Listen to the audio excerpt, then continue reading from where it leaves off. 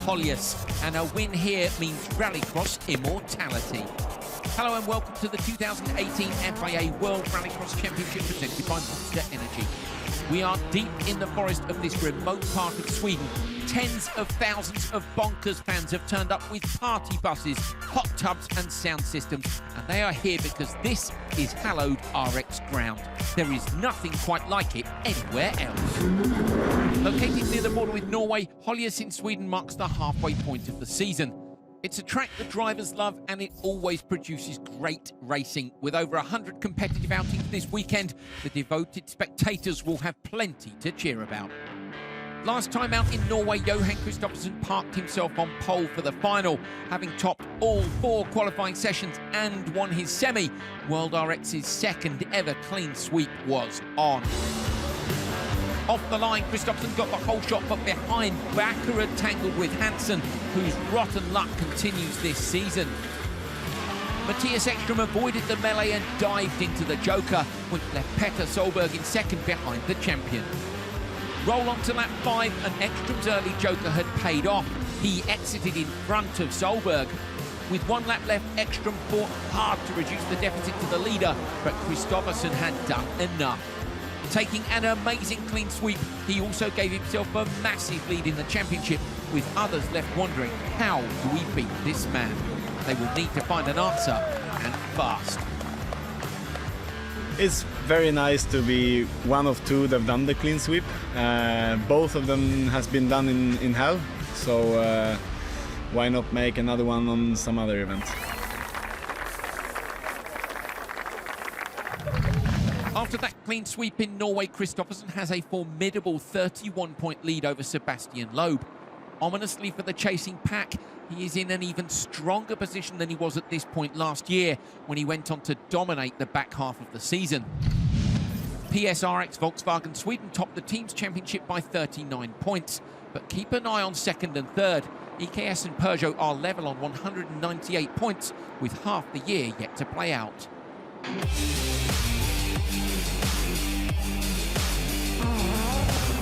It feels obvious, but Sweden matters to Swedish drivers. And in World RX, the Swedes have an awesome pedigree. 55.5% of all World RX events have been won by a Swede. And with the nation's flag very well represented once again on the championship leaderboard, the battle for home honours will be intense. Rallycross is in your blood if you're Swedish. We live Rallycross, it's a passion. This is a track where you can push and you can go fast and you want to win here. Maybe Höljes has something to do with the DNA of the Swedes. To race in Höljes as a Swedish driver, it is really the magic weekend. It's one of the places you really want to be competitive, you want to fight, and you really dream about winning. The atmosphere around is just amazing. It's a festival at the same time as it is a Rallycross event. It's full of spectators here. The atmosphere, you can almost touch it. The event is special because it's in the middle of nowhere. When you go here, you're thinking, how can it be here? I think the track is what makes the difference, and when a driver loves a track, also the team becomes really positive and the fans can feel that, so that's where the positive energy comes from. Just being here, you get this huge adrenaline running through your body. You know, when you are in the first corner and everyone is applauding, I mean, it's amazing, it's a big feeling. It's a fantastic event.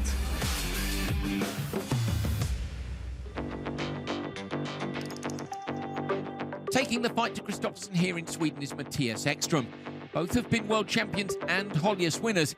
Here are their head-to-head stats. After 5 rounds in 2018, it's only Belgium where Ekström has got the better of Kristoffersen. The rest Johan has won in what is shaping up to be another dominant season. 12 times the 2 have gone head-to-head on track this year. 75% of the time, Kristoffersen has come out on top. Looking at race wins, they are relatively equal in qualifying. Come the conclusion of an event, Johan Kristoffersen is undoubtedly the form man. 4 wins so far this year. He'd love to make it 5 at home in Sweden. But don't forget, Ekström won here in 2014 and again in 2015 after a moment that has gone down in Rallycross history. Timmy Hansen crossed the line first after an audacious move up the inside. Stewards deemed the move illegal and the result was reversed. The clash with his fellow Swede will never be forgotten by either party. Back in 2015, I think that was maybe the move of my career so far. I saw this small chance to win the race here in Höljes, and I went for the gap. I believed in myself, and I know it was very bold, and I did get this penalty, but at least I'll always carry the memory of crossing the line first and standing on top of the podium in my home race. And the way that we did it, you know, if I get the chance again, I will do the same.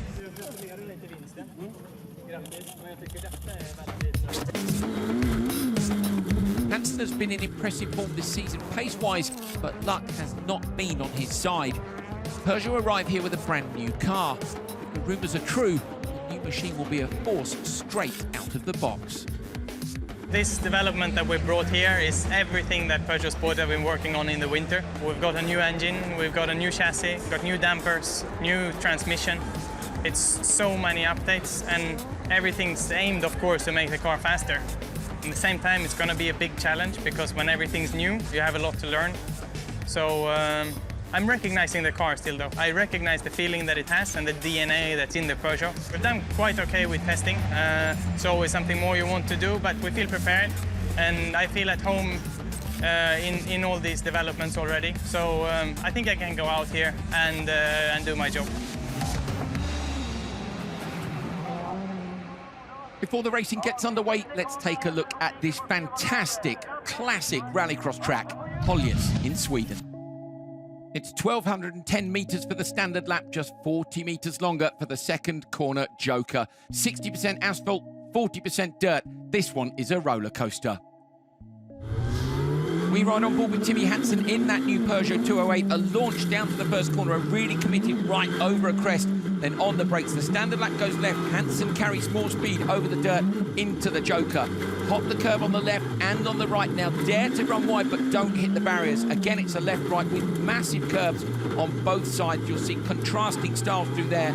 Over the next crest into a dip and the velodrome. Into the curve on the inside, on the gas, but not too much. Smoking the tyres up.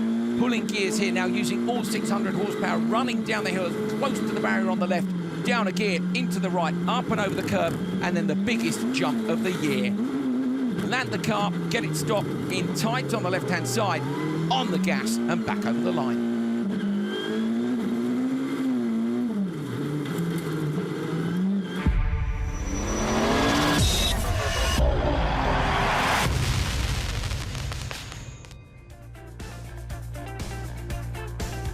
The racing at Holjes had started on Friday for the support categories, but some of the fans had been here since Monday, partying in the sunshine and waiting for the World Rallycross stars to take to the grid.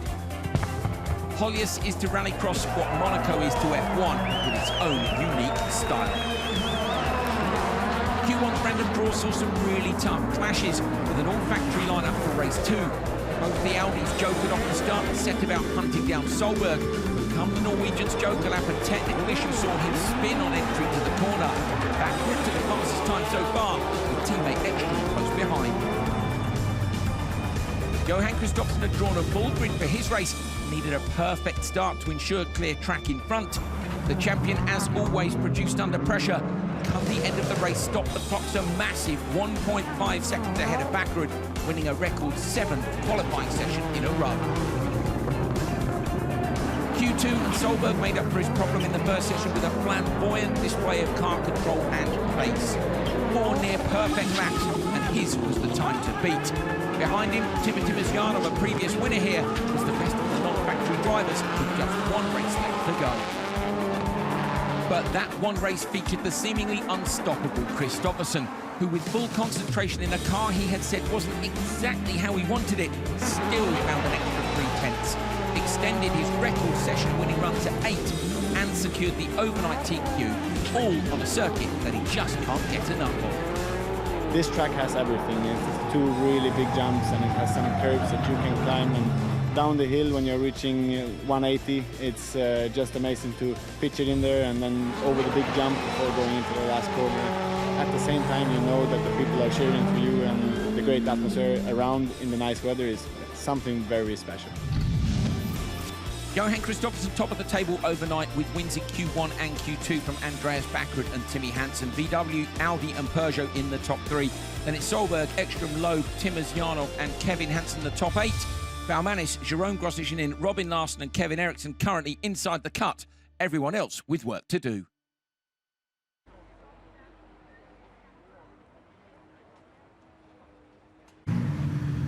Well, here's Robin Larsen. The engine's fired up. You're about to go into Q3. You're currently in for the semi-finals. What do you do to stay there or move higher? I don't know. We don't have the speed, but so I just gotta go for it and do everything we can. So yeah, I have no idea because we're so off pace. So I really gotta go for it, and my teammate also. So we gotta be smart, but also we need to go for it. And any words of advice from the dad who's won here in the past? What do you say? Any words of advice from Dad who's won here in the past? Just pedal to the metal. Good luck, thank you. Timmy, you've got yourself in a good position, ready for qualifying 3, but tell us, have you made many changes to this, what is a new car? Yeah, so again, we're still working. It was quite a lot of changes for the warm-up, and now again we're trying another step. But every time actually we've gone forward, it's felt better. So can almost say we're still developing, but it is a race, so you can't give anything away. So we haven't taken any risks. We've done something we're sure of, and to give me a bit more confidence.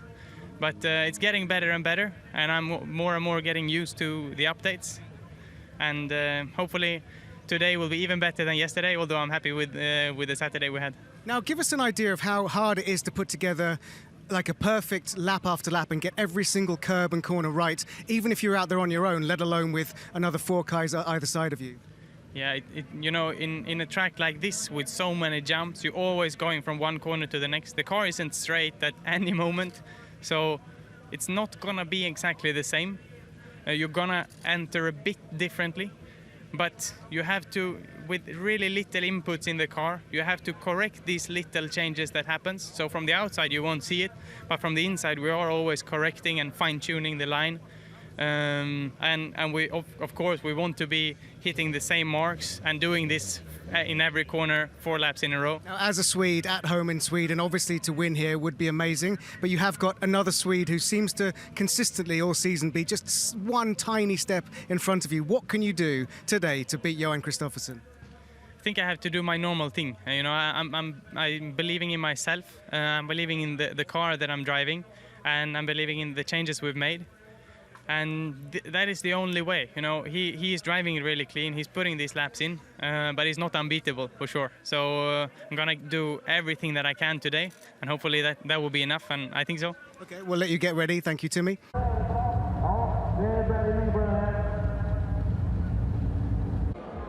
Hello, my name is Andrew Coley. I will be your commentator today. Joining me on commentary duty is Andrew Jordan, of course, a World Rallycross podium finisher, and reporting from the paddock, Neil Cole. Here's how we stand ahead of Q3. Johan Kristoffersen having won both the sessions here in Sweden. Of course, that is now 8 qualifying sessions in a row, a new record. He's ahead of Backrud, Timmy Hansen, Solberg, Ekström, Loeb, Timmers, Jarnov, Kevin Hansen, Baumanis, Grosjean, Larsen and Eriksson. But look at Niklas Gronholm. Can he sneak into the top 12?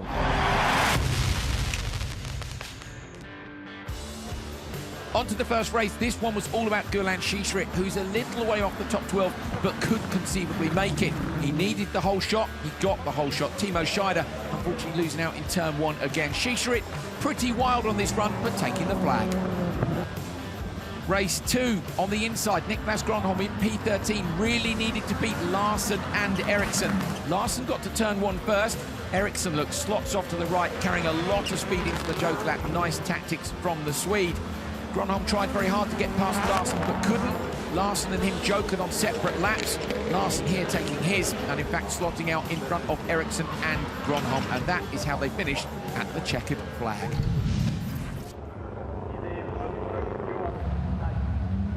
Full lineup for this one. 5 cars, 5 very quick cars.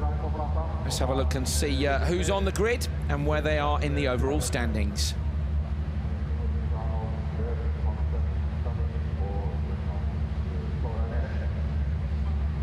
Kevin Hansen in the middle. Sebastian Loeb just inside him. Timozyanov right on the inside. And have a look at their position, 6th, 7th, 8th.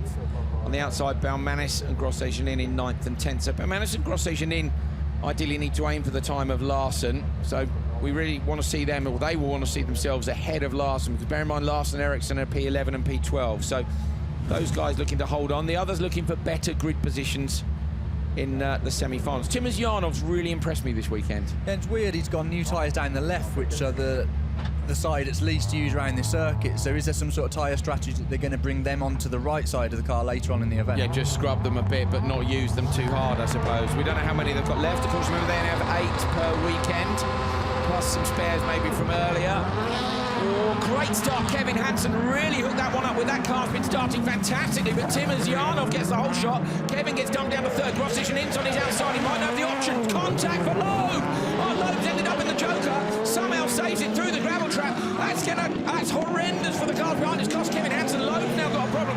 He drops back through Grosjean ends up at the front there. I thought Loeb had saved it, but the gravel trap was too deep. That was a huge moment, wasn't it? I don't know if he's got a problem behind. I think it's probably brake suspension or something like that, looking at it. But how deep is that gravel as he went off there? He had a clip, yeah, left rear suspension. You can see it's pointing out, so the front of the wheel's pointing out, so it won't be tracking straight. So it was a bit of a messy start, wasn't it? Unfortunate for Kevin Hansen having to start alongside your teammate at what is normally a forceful first corner. We also know, of course, Kevin is in the car that Timmy and Sebastian were in up until this point, and how good have their starts been, Andrew, and we saw that there. Joker at this time for Baumanis. So Baumanis protecting himself because, of course, his spotter knows there was carnage behind. Great move. Go now, shut the door. Go out, get it done, get into clear air, and then just tick off the laps. Clip your apexes, keep it nice and neat and tidy. But that will have hurt Kevin on race time as well, because you saw how much when Loeb came back on, everyone had to pretty much stop. So, and Jerome, one for him. Jerome down in P10 has had his time hurt, so Larson and Ericsson looking to get in front of him. Loeb is currently up in P6. I don't think, even if he has, he's a fair way back from the leaders. He's about a quarter of a lap back from the leaders. There he is. The rear wheel really hanging off the car, but of course he'll want to finish, because a finish with a slow time is better points for the DNF. Yeah, and that will put him in a better position for then Q4, so it's worthwhile doing it, and for the points in the qualifying session. And you don't know who else is going to have a problem. You know, somebody could go even slower in the next one with the concept of a turn 1. Tim is having a big push here in the Hyundai, and this has played into his hands, because of course Timmer is behind. He's directly behind Sebastian Loeb, in fact. So Timozyanov here stands to move up into among the factory cars. Only a point behind him as well, so if he just keeps this nice and neat and tidy, this could put him up into the top 6, which would be a great effort. I don't know if Sebastian's having a spin or something there. It looks like it's getting worse, doesn't it? So he broke a steering arm or something like that on the left rear. Okay, into the Joker lap now for Timmer. It's not the tidiest Joker we've ever seen. That's quite steady in there. Yeah, he's in trouble here. Baumanis is all over him. Yeah, I was going to say, I wonder if they'd said, look, you're on, they would have told him what happened with Sebastian, or he's certainly on for a good time and a good overall position. But that looked a little bit too close for comfort, I would say, to have played it like that. This shows the class of Kevin Hansen too. Bear in mind how much time he lost in the Joker lap on that very first lap, and he's right up behind Baumanis. So Timozyanov, with not the best Joker, we think, fires the dirt up into the air before firing the car up into the air. Target time 2:56.7. Kevin's right underneath Baumanis. Timozyanov takes it with the new fastest time of the session. So he goes top 1.173 faster than Larson had gone. It's kind of about where the others finish. And where is Sebastian Loeb? Is he still travelling or not? Has Loeb pulled the car off? He is. He's up at the velodrome. From the commentary position, I can see there he is. Look at the rear left of the car. He's all over the road. 9-time World Rally Champion, showing his class. He's got steering on the rear that he does not want, and still he holds on. Go on. You can see how much worse that's got, can't it? It's going from one way to the other, so fair play to him for getting that to the end. And the force is involved as well. Now that wheel is loose, it's going to be hammering from left to right. May well have broken a drive shaft in the rear. We don't know what else is happening in that car. So Loeb brings it home. He was P6. Going to drop him down the order, and the Peugeot mechanics with a little bit to do ahead of Q4.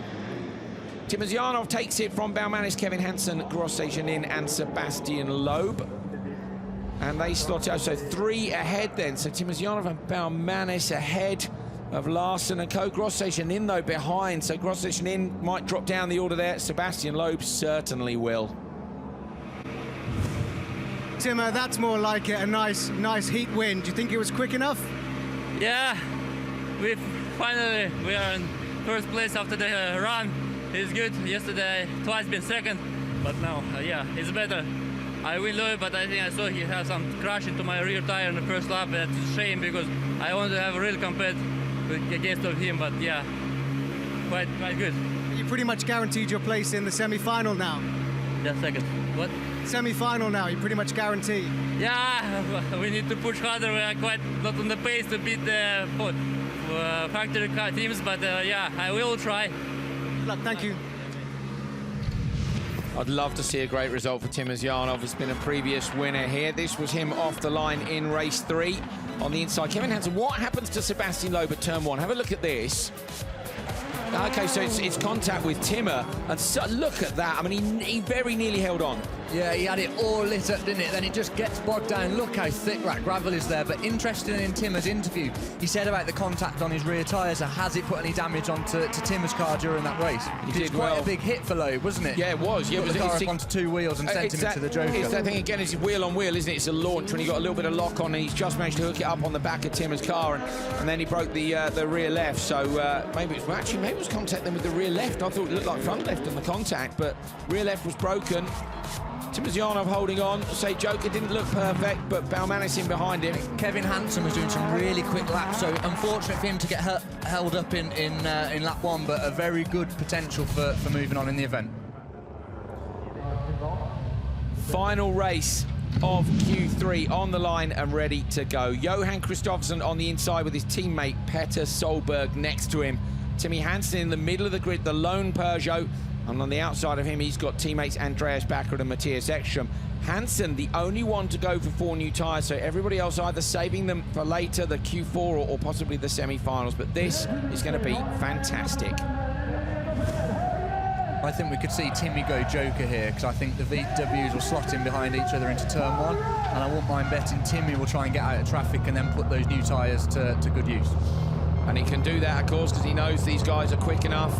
No one's going to get in his way. Andrew Jordan with his thoughts on strategy. What's going to happen in turn 1 to change those plans?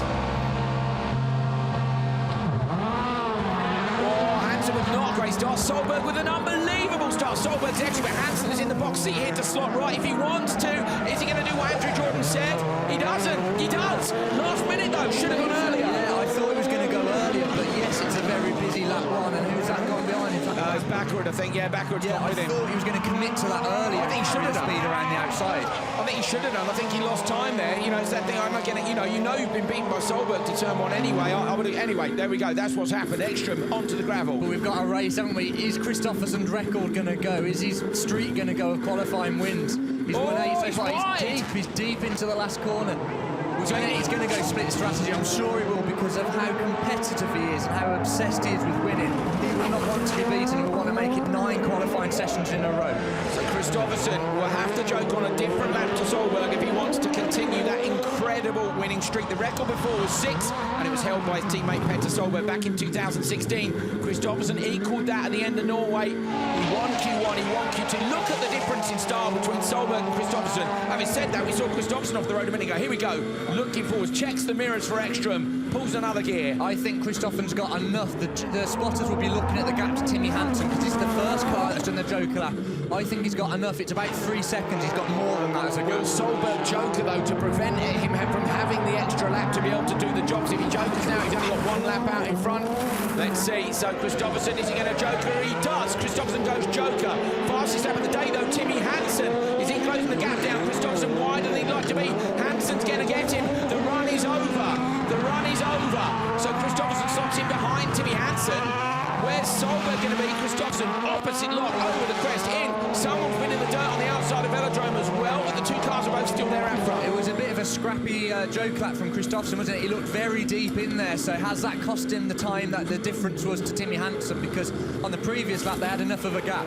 Sideways again over the jump, the Polo lands, he holds on to it. Timmy, what can he do in the new Peugeot? What might we see a first qualifying win for the brand new Peugeot here at Holjes? Timmy would love that. Into the left, another fastest lap of the day, Timmy, but a great joke from Solberg. Solberg's going to come in front, he's done it.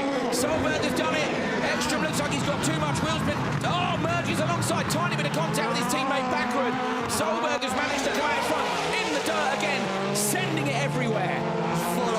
isn't it? But this is, I'm sure, going to be a qualifying win for Solberg. It's going to be a great drive. Christopherson's streak is over, though. 2:55.563 up and over the curbs for Christopherson. He knows now he's been beaten by the two cars in front. He'll still be at the top of the standings, I think, but Solberg is going to take this. Absolutely destroys the time. 2:51.959. 3.6 seconds faster than Timosyanov, and in fact with Ekstrom 2.8 back means all 5 of those guys are going to go to the top of the standings, which is what we would expect. Solberg hanging out the side of the car, have some of that, he says to his teammate, and he will love that. He'll love the fact that he's got Christopherson when Christopherson is in such a rich vein of form. So Solberg takes it. Timmy Hansen manages to get ahead of Johan as well. And then it's Andreas Backer and Matthias Ekstrom, all 5 to the top of the table. Looking at my qualifying points up here, Christopherson has done enough in the previous sessions that he will still hold on to top qualifier at this point, with Solberg beating him, because he had 2 wins yesterday, whereas Solberg had a 6th and a 2nd. So I think Johan's still very much on for TQ. Off the start. It was the start that was crucial for Johan, wasn't it? It bogged down, and that gave Solberg the jump on him. Now watch the Peugeot. Timmy Hansen, he's in the normal, then he shoots to it there. He didn't commit very early as compared to how we've seen some people do that. Oh, how much time do you think he lost, though? Because in theory, I'm not sure it would have been enough to get on to... No, I mean, there was only 0.8 between them. He'd have lost some time, won't he? And this was Christopherson in, so he looks very deep in here. Look, it just looks like he's hanging there. Doesn't quite get it over the first apex. That would have cost him some time. And they have moved that tyre bale on the first apex. So yesterday you could put half a car across the inside of the Joker lap there, because it's based on time per session, so it doesn't matter the track side. Contrast it with Solberg. Look, he's in really early, hops it up over the curb, left and right, and he's out clearly in front. Loader sideways to make sure he misses the Armco, and canny driving from Ekstrom to make sure he misses his teammate Backer. It's a brilliant job by Solberg. Christopherson's runner wins is stopped for now. Timmy, fastest lap of the day so far. You've obviously found some pace in this new car. Yeah, the team is doing an amazing job. Engineers are able to put the finger on what we need to do. And every time I've been on track, I've been more comfortable in the car because we are making the right changes. So big well done to the engineers and the mechanics. They worked so hard. And also I am adapting my driving to all of these updates to get the most out of it. So it was nice to beat at least one of the polos, and I think we are in a good position now to fight for the end of the day. But it is not easy. We're fighting really hard, and we're gonna go back. We're gonna try to keep improving the car because still it's not really perfect. I can get more out of it if we make some changes. Okay, well the crowd certainly enjoyed that. Thanks, Timmy. Here are the standings after Q3. Johan Christopherson there in P3 in Q3, but as I said, enough for him to hold on to the top qualifier spot. His teammate Petter Solberg moves up to 2nd place. Timmy Hansen moves ahead of Andreas Backer as well, so Backer now down to 4th. Then it's Ekstrom, Timosyanov, Baumanis, Kevin Hansen. So Timosyanov has moved up into 6th, and that, of course, is thanks to Sebastian Loeb's problem there, which drops him down. Larsen has got a little bit of breathing space now. He moves up to 10th. Grosse Janin has gone down to 11th. Kevin Eriksson in 12th. Niklas Gronholm, look, is a couple of points shy of the semi-finals with 1 session to go.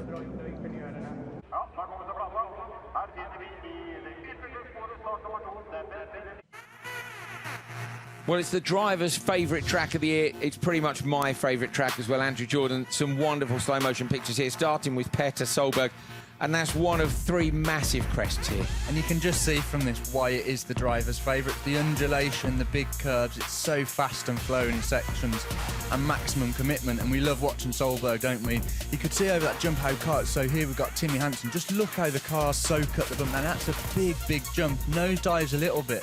But look, the wheel just goes up into the arc, doesn't upset the car very much at all. Well, of course, this is the new Peugeot, so they've got a little bit of work to do on that. But also, we were talking to Johan Christopherson yesterday about how the jumps can affect the setup. But looking at Hansen too, this is the section where there's the huge curves on the inside. There's a good example of some of the big curves here as we see Timosyanov in. And whether or not on how much you use that curve varies from driver to driver. But just look at that, they're big serrations on those curves, and you could see the wheel impact on all of them. I've been saying all weekend so far, the car get a really hard time around this circuit, over the jumps, but also over the curves as well. This is backwards, so he's been on form so far this weekend in the Audi.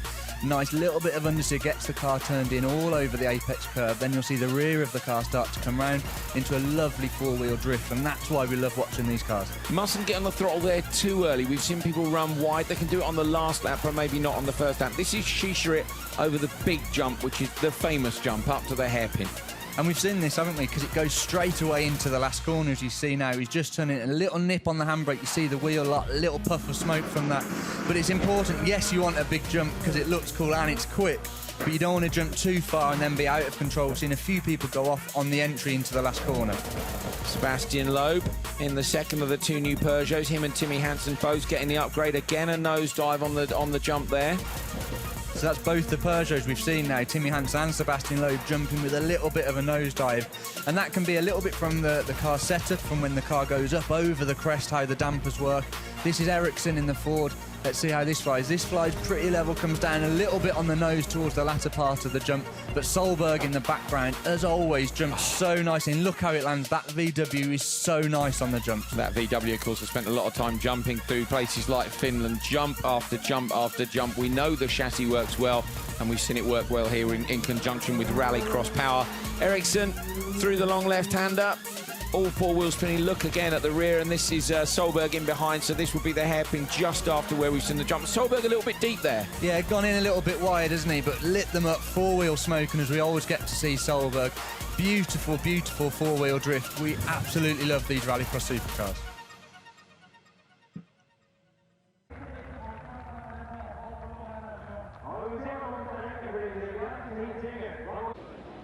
Just one qualifying session left to go here at Holjes in Sweden. That is Q4, and here is how they stand going into it. 2 sessions, one here for Johan Kristoffersson, one to his teammate Petter Solberg. Then it's Hansen, Backrud, Ekström, Timosjanov, Baumanis and Kevin Hansen, your top 8. Sebastian Loeb looking to move up the standings. Larsen, Grosjean and Kevin Eriksson and Niklas Gronholm fighting for the last spot in the semis.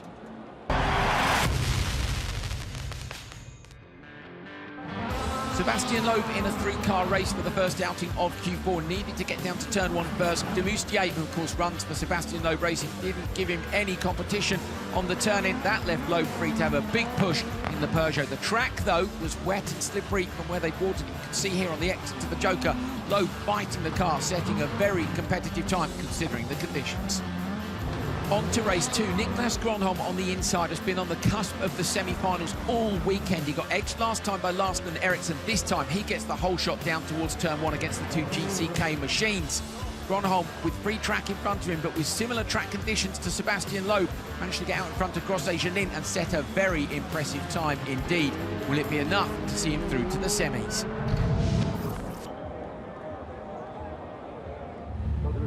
Race 3, Q4, all lined up on the inside. Timosjanov, currently the top of the privateer drivers in P6. Janis Baumanis in P7. Brilliant weekend for them. Kevin Eriksson is P8. Kevin Hansen. Larsen and Kevin Eriksson on the outside, 10th and 12th. So Kevin Eriksson needs to beat the time of Niklas Gronholm. Niklas Gronholm could do with a couple of people between him and Kevin to try and take that last slot in the semis. Look at that sky, absolutely stunning weather from start to finish here at Holjes. And it's the first race weekend, the 2018 World Rallycross Championship, where we haven't had rain or snow. Remember Portugal? Ready to race. Super loud anti-lag on the start line. Really, really long hold, very even start. Kevin Hansen looked good, but Baumanis has got better traction on the way down to turn 1. Contact between them, Kevin drops back, I reckon he'll go Joker. Timosjanov on the inside. Baumanis goes Joker and Kevin's gone too. Baumanis from the wheel lifter, Kevin up the inside. Baumanis half spin, a window pops out of the start machine. So he's going to have tons of dust flying into that car. Where's it from? Was it from, maybe it was from Kevin's car? Yeah, no, I think it was from Baumanis' car, but I think it's gross suspension on the outside. Teammates getting really close. That's always a little bit awkward and a bit tricky, knowing how hard to fight against your teammate. Eriksson had a look up the inside of Larsen, but couldn't find enough traction on the way through Velodrome to get it done. Contrast their driver's style, pretty similar. Look at Eriksson, all the curve and a little bit more on the inside. Over the jump, lands it. He's right up behind his teammate. I think Eriksson's going to have to go Joker here, but how close behind him is Kevin Hansen? Yeah, going back to the first lap, Kevin had a big contact with Baumanis. I'm not sure, it's broken Baumanis' suspension. I can see out the commentary window. And that's Eriksson, so there's a little touch there. He sends it in.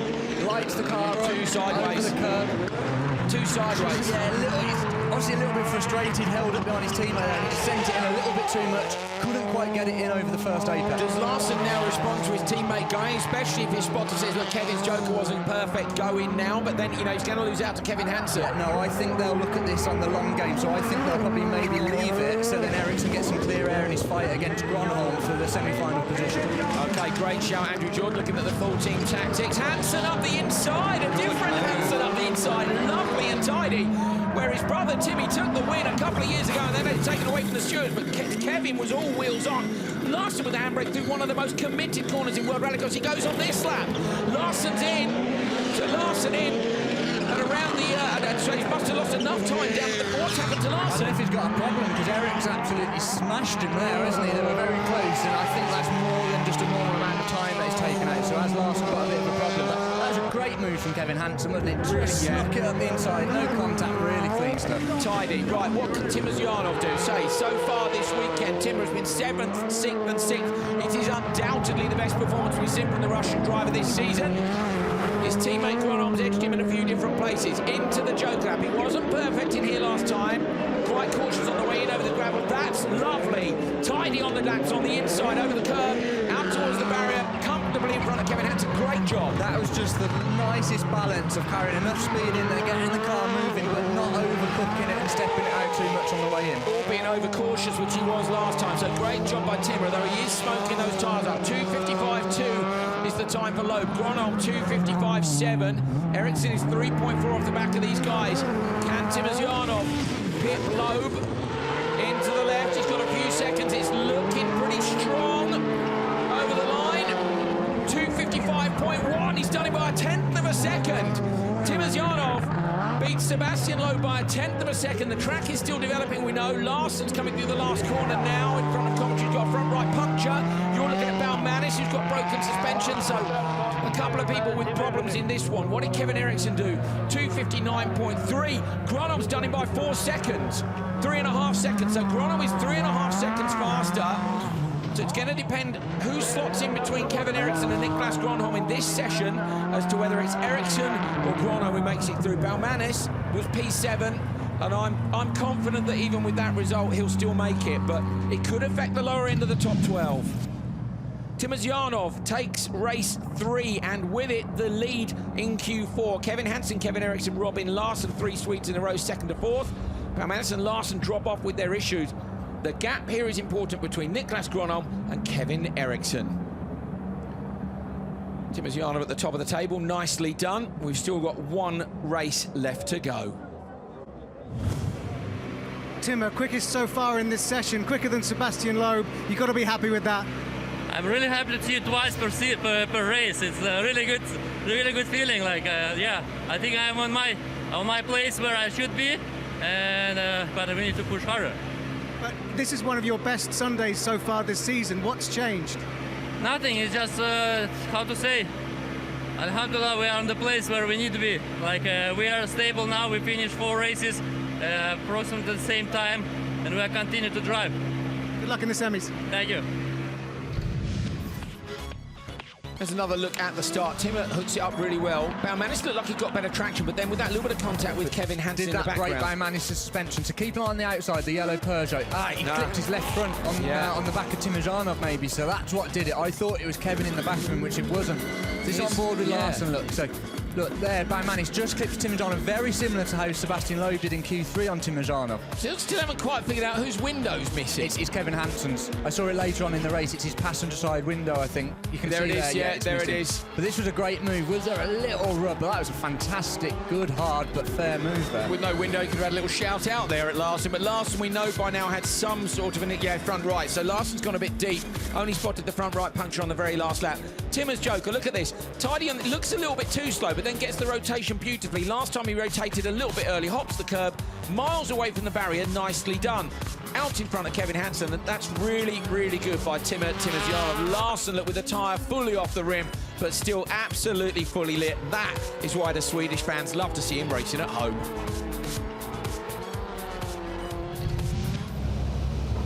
Final race of qualifying here in Sweden.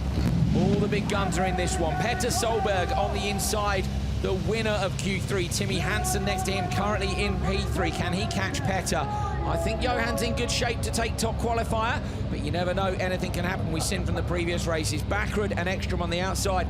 Backrud's done a good job against his teammate all weekend. He's beaten him. Can he beat him in this one as well? Oh, tension's really building here. I'm really keen to, what can the Peugeot do? 2 fastest laps in Q3. If Timmy got a good start, could he do enough here to take the fight to the VWs? If he can, we're in for a great fight for the second half of the season, because this is the first event for that Peugeot. Or is it going to be VW dominance again? What can Audi do on the outside? Oh, mega start by the 2 VWs. Hansen goes backwards around the outside. It looks like Ekstrom's got the best start. The 2 Audis. Hansen takes a look on the inside now. Will he go Joker? Surely he will. Timmy Hansen goes Joker, but he's got one of the VWs up the inside. I think it's Kristoffersen, is it? So Hansen's got Kristoffersen in the Joker with him, and that's unfortunate for Timmy, but he can now follow Johann. They've got to chase the others down. As we thought, though, Kristoffersen wanted to try and get out into clear air in the Joker. Ekstrom was brave round the outside. I think he muscled his way in there a bit against Backrud, get the door shut, so then he's got a bit more track position. And we haven't seen Ekstrom in front so far this weekend, with a bit of space at least, although at the minute it's Solberg with a bit of space between them. Look at this over the jump. Bang, down on the brakes, into the hairpin. Solberg hits the apex, Ekstrom does too, waiting on the throttle and then back on the gas again. Fantastic stuff from the very best drivers in the World Rallycross Championship. You can see as Ekstrom went for the handbrake there, he was having a couple of little pulls on it, and that's just to react how the car's turning, if he needs a little bit more. But we saw yesterday the Peugeot, I think it was so sensitive to the handbrake, whereas it didn't look as sensitive on the Audi. Do you remember we saw yesterday as well, when Timmy followed Johann, he couldn't match his pace yesterday. We know the engineers have been chasing the settings on that Peugeot. Look in the background, he's right with him. At the minute, there's just half a second between Hansen and Kristoffersen. Solberg fully backs it in, up to the jump, full RPM, and a big flight as well. Johann Kristoffersen using all the track width in the background. Backward in towards the inside, the 2 Audis running together. I wonder if those guys will split this strategy or not. This is going to be close with Kristoffersen and Solberg. There's 2.8. He goes Joker. He goes Joker. Kristoffersen's gone. Is this to try and get the lead back from Petter? Petter over the jump now in the background. Johan's going to try and shut the door, but he can't. Solberg, sorry, that's Kristoffersen, sorry, at the inside of Solberg. So Kristoffersen has got the job done. Got the cars the wrong way round, sorry.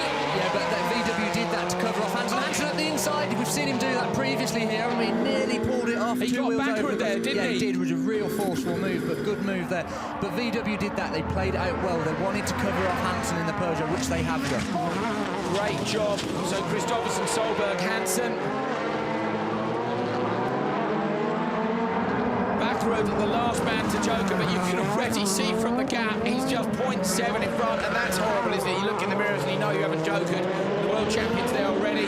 Backrud goes in. I think he'd be lucky to come out of this. And he's hit the wall, so Backrud's hit the tyres in the background. Backrud has hit the tyres, manages not to have any damage. It looks like still monsters the curve on the left-hand side. And Kristoffersen is going to take this one, but is he going to take the session? It's a good time for Timmerziana with a 2:55.1. I don't think Johann would have been hampered too much in terms of traffic. Lap times look pretty decent. Look at Solberg leaning on the car. Kristoffersen's wide on the jump. Back on the tarmac. Is he going to go deep in the last corner? Over the curbs on the inside. He's going to do this easily. Kristoffersen crossing the line. 2:52.8. Normal service resumed for Johann Kristoffersen. 2.3 seconds faster. Kristoffersen wins from Solberg. Might have been 10 in a row, mightn't it, if he hadn't been beaten by his teammate in the previous session. Johann Kristoffersen wins this one from Petter Solberg and Timmy Hansen, and that's going to mean that those 3 guys are going to stay in those positions as we head through to the semi-finals. Ekstrom up in 4th place, but Backrud not inside the top 8, so Backrud was 4.2 off the back. I don't know if there was a problem or not, but that certainly didn't go Backrud's way. So I got myself nicely mixed up with who was in which of the polos as they were coming through the Joker lap. But all good. It was Kristoffersen who got the better. We can take a look, hopefully, at that merge at time. So Hansen didn't get a good start, and both the VWs here at this point, you've got to think, OK, duck it in, see if you can slot right. But I don't think he was expecting Kristoffersen necessarily to go. I think Kristoffersen changed his mind. Yeah, I think he did, didn't he? And unlucky for Hansen, wasn't it? Because I bet he was going in there thinking, this is great, I've got the Joker lap all to myself. I think Kristoffersen suddenly ducked out there. I reckon that was, as you say, a bit of a late call or a late decision. I think lately you've got to make the call yourself, haven't you, at that point? And didn't want to follow Solberg, you know, then you're subject to the team tactics of when they tell you to Joker. Whereas you go Joker 1, thanks very much, I'm off. You know, let's see what happens. Interesting then that Solberg, Joker... So this is backward. Let's keep in mind what happens here. So he gets it in first, okay, there. Okay, yeah, so was there a problem then? Whether there was a problem, that looked weird, didn't it? But as you say, normal service resume for Kristoffersson. Yeah. Did backward not get the transition he wanted? Kristoffersson's got the result he wanted. Johan, a nice wave to the crowd. They applauded you off the racetrack there. You are top qualifier. We can see that it means a lot to you to be at the top again. Yeah, for sure. Back on the top again, and yeah, it feels good. Petter had a great launch in Q3. It was very important for him to get those points, so now we are P1, P2. So yeah, same as the position as we had last year. So I'm feeling comfortable going into the semi-final. Launches has been good. Car is feeling even better today, so it's fast and comfortable. So the engineers have done a great job during the night, and yeah, the track is amazing and the crowd is definitely amazing. So, but we have to keep pushing, looking forward. We have to do the job also in the semi-final and final. And Sebastian and Timmy looks very quick. I think we haven't seen the pure pace of Matthias yet either. So there is still more to come. Good luck in the semis. Thank you.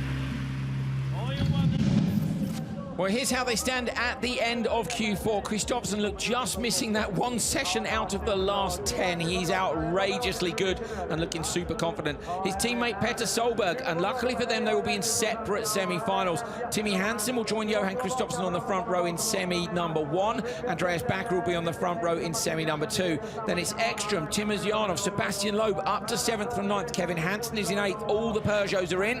Baumanis cross-station in. Gronholm's made it. Gronholm is in the top 12 ahead of Larsen, so he moves up 2 slots with that brilliant drive in the last qualifying session, and Kevin Eriksson just misses out at the end of the day. Well, it's the midway point for the World Rallycross Championship. It's also the midway point for the 2018 RX2 International Series.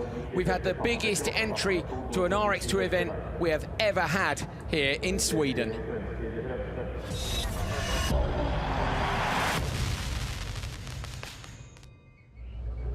29 cars entered RX2 here at Holjes.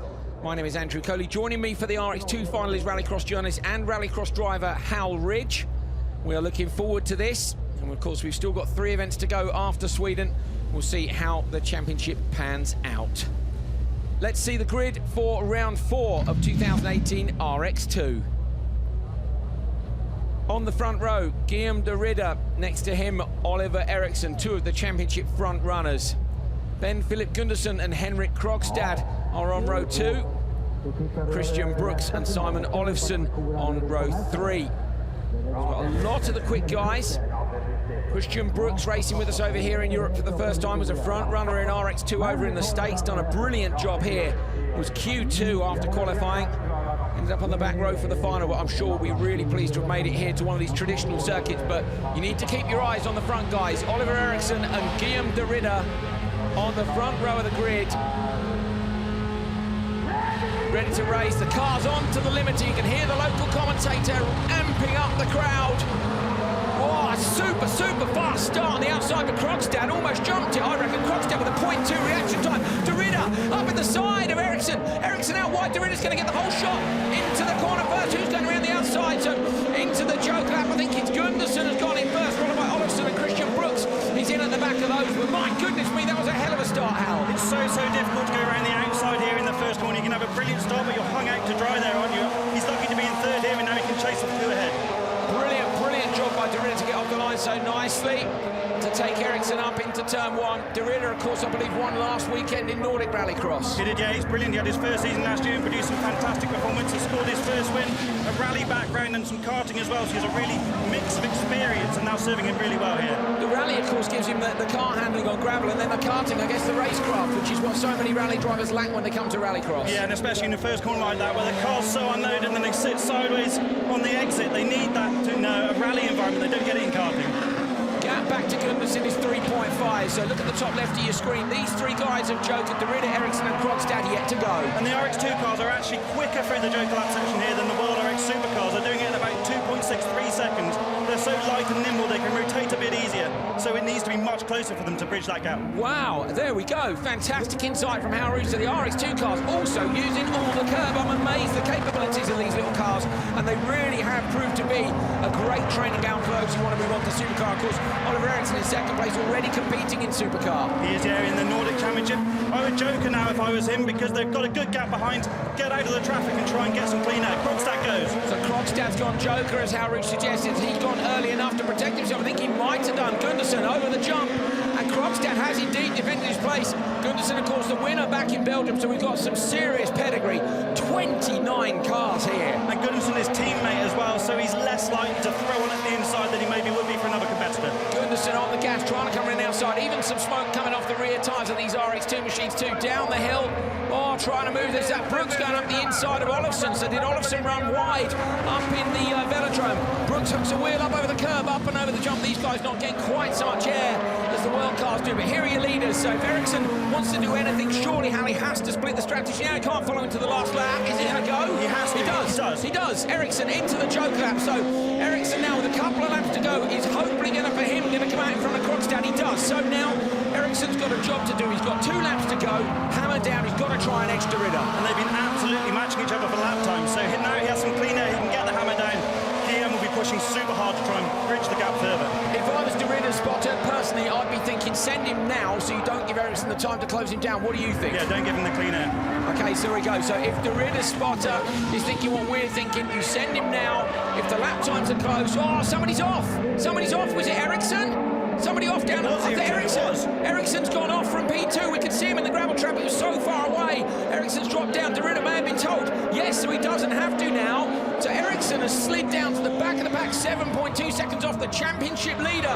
The drop behind Derrida, and Derrida is in P4, having taken TQ here. So Derrida could move right up the standings. Brooks has climbed into a podium finish on his European debut. A fantastic performance from him this weekend.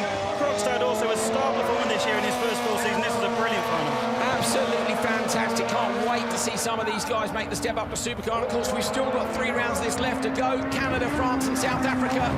Derrida up and over the crest on the limiter just for a split second. Now it's crucial that he doesn't make a mistake. He's got 4 seconds over Krogstad, so he shouldn't have to take any risks. He will go now, the Belgian driver, up and over the crest.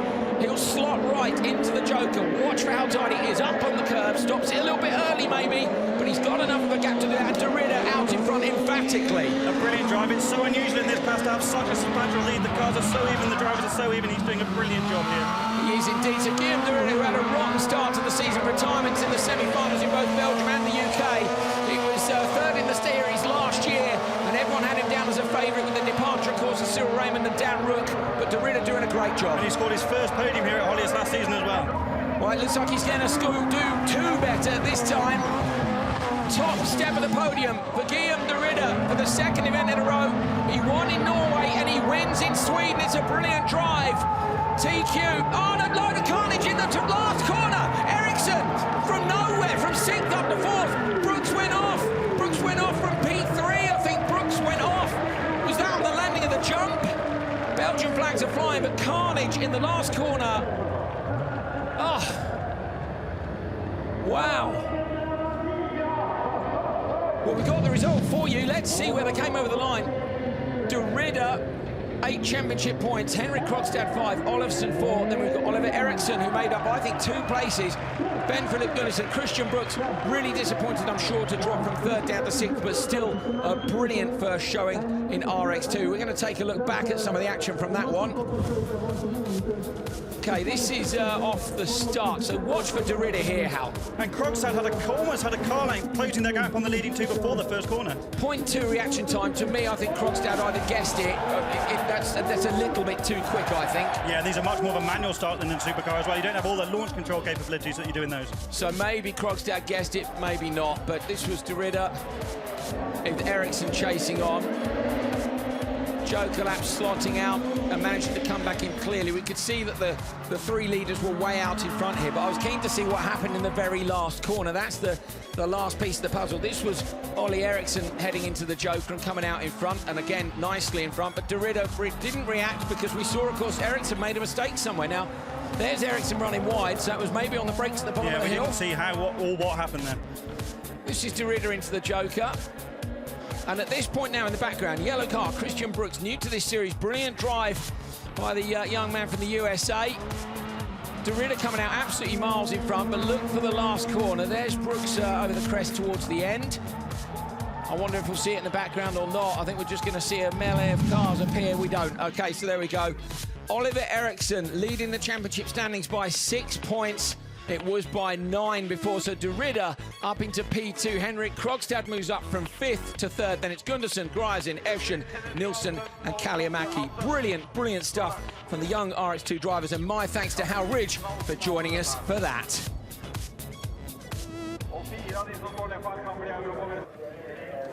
Great stuff from RX2. Welcome back to the commentary box, Andrew Jordan. The youngsters there put on a show, which I hope we're going to see when the supercars take to the track again very shortly indeed. Yeah, didn't they just? And that last corner to me was just what Rallycross is about. Lots of people just diving at the inside, keeping it nice and clean within reason, but a great win for De Ridder and RX2. Fantastic stuff, and we now prepare ourselves for the semi-finals. It is boiling hot here. It's the hottest it's been all weekend. Certainly very hot in the commentary box. I can't imagine what it's like down there in the car store. One of the cars had is that Loeb? Yeah, Loeb's car has got a foil shield, and that actually goes over all the windows around the car. So Peugeot Sports influence really showing with the attention to detail here. 5 minutes.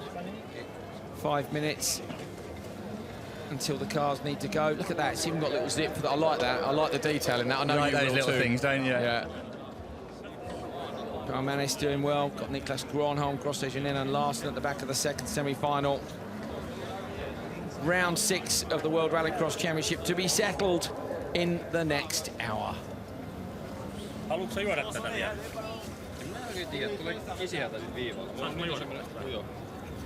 Gronholm underneath the umbrella, pulling his race suit on. You can imagine how hot that is. It's very, very hot indeed.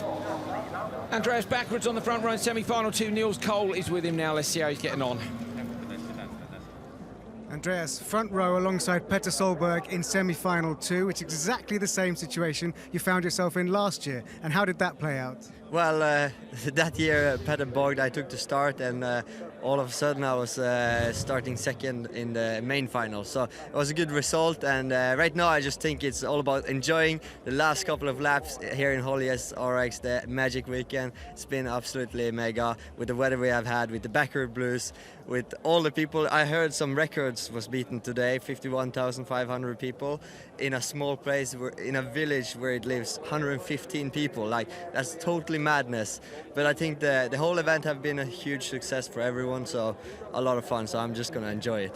And what have you and the team done with the car, with the setup ready to get the best out of this semi-final?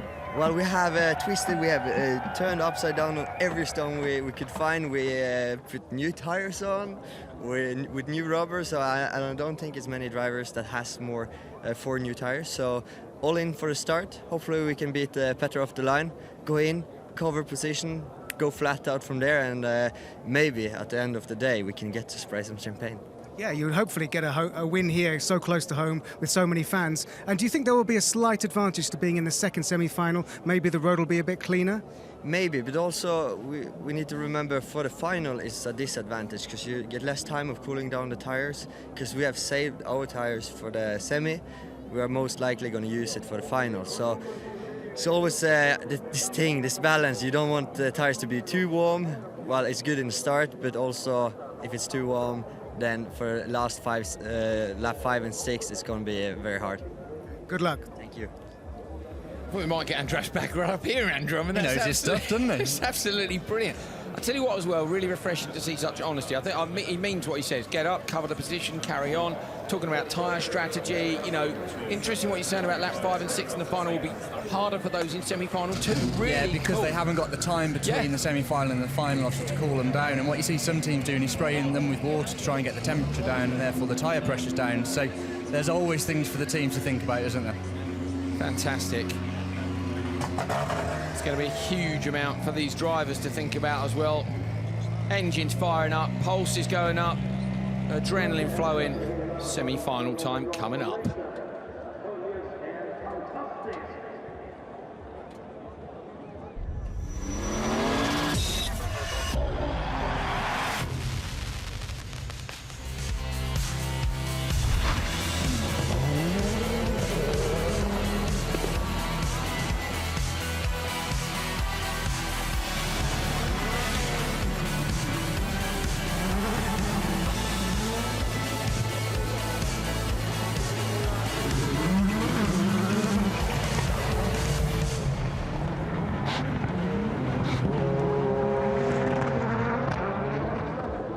So from Holjes in Sweden, where 51,500 people have gathered in the forests here, the remote forests of Värmland, to witness one of the blue ribbon events of the FIA World Rallycross Championship. Round 6 of the 2018 calendar has been absolutely brilliant. Wall-to-wall sunshine and partying for the fans whilst watching the very best rallycross drivers in the world do battle. Look at that, scaffolding, chairs on top, some people rehydrating. I can assure you there are some out there who are dehydrating, but it's been fantastic so far, and we're looking forward to the culmination of the weekend. My name's Andrew Coley. Joining me on commentary, Andrew Jordan, a World Rallycross podium finisher and British touring car racer. Neil Cole reports from the paddock. And we, so far, if you've missed it, have been telling you what has happened to get us to this point in the weekend.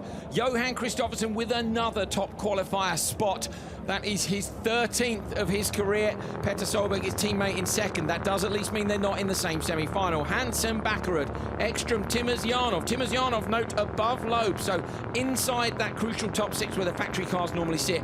Kevin Hansen gets the third Peugeot in. Baumanis Grosjean in. Niklas Gronholm snuck in Q4 ahead of Robin Larsson, and unfortunately for Karen Eriksson, demoted him. So top 12 into the semi-finals. Kristoffersson and Hansen, VW versus Peugeot on the front row of semi-final 1. Volkswagen versus Audi, Solberg versus Bakkerud, the Battle of Norway in semi-final 2. Cannot wait for this. Johan Kristoffersson is rolling up to the pole slot now in semi-final 1. Neil Cole managed to have a catch-up with him just a few minutes ago. Johan, about to start the semi-finals here at home in Sweden. Your thoughts before you get in the car? Not much more than trying to make a good launch. We are starting 2 grid slots forward now, so not in the original box that we have been doing the rest of the weekend. So a little bit different conditions there. Try to adapt the car for that, and from there on, hopefully have a good launch. And my semi-final is very, very fast. A lot of quick drivers there, so I see Ekström saved 4 new tires as well. So we'll see how it goes, but I will do my best. Good luck. Thank you. Thank you. Interesting to hear more about tyre strategy. Kristoffersson leads the championship by 31 points. He's got 4 wins out of 5 already. He'd love to make it 5 out of 6 at home in Sweden.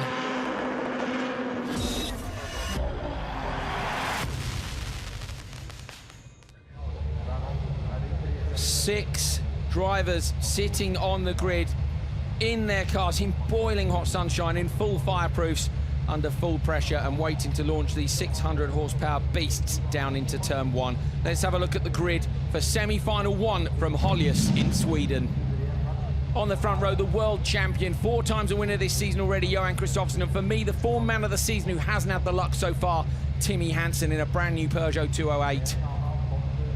On row 2, Mattias Ekström, 4 new tyres for the previous World Rallycross champion. Next to him, Sebastian Loeb, the only other driver to have won this year, also with that new car. Can he go around the outside? And Baumanis and Gronholm. Gronholm's fought hard to be in here, and it's a great result for Baumanis as well. Could he make his first final of the year? Waiting for a thumbs up from the marshals. Here we go. Kristoffersson, a thumbs up, eyes down, switches on. You can hear the engine note change. I love this, the build-up of adrenaline, the build-up of power before the huge release, and the race to the first corner. Ready to race, light is on, it will go out. We're waiting for the green. Oh, brilliant start by Ekström. Tyre smoke from Hansen. Ekström looking to move up the inside of Hansen. Kristoffersson's got a hot shot. Ekström's gone past Timmy on the inside. Hansen getting hung out to dry. Will Loeb go Joker, or does Hansen go? Hansen goes Joker decisively into the Joker. Gronholm goes standing left. Baumanis stops in behind Timmy, who I think was good to react there and go Joker. Yeah, very good from Timmy Hansen. I spoke to Ekström before this and he said, I will literally be bump drafting Kristoffersson into turn 1, utilising the good start from those 4 new tyres. Now it's head down, chase after Johan. Now we're going to see Ekström's true pace. He's been in a little bit of traffic through the qualifying sessions. On board, quickest part of the circuit, bit of handbrake over those curves. This is the famous Holjes jump. A lot of handbrake on the way in there. That is confidence in a car, Andrew. To pitch it in at that pace is incredible. We've been down there, haven't we? Stood and watched, and it is so quick as the cars drop down. But just look at the commitment through turn 1. This circuit is the best rallycross circuit in the world. Look behind Timmy Hansen. We'll keep an eye on the split between Hansen and the trainer cars in front of him, because the spotters are going to be doing exactly that next door to us. Hansen will want to go through. If he can't get in front of Kristoffersson, if Kristoffersson gets pole in the final,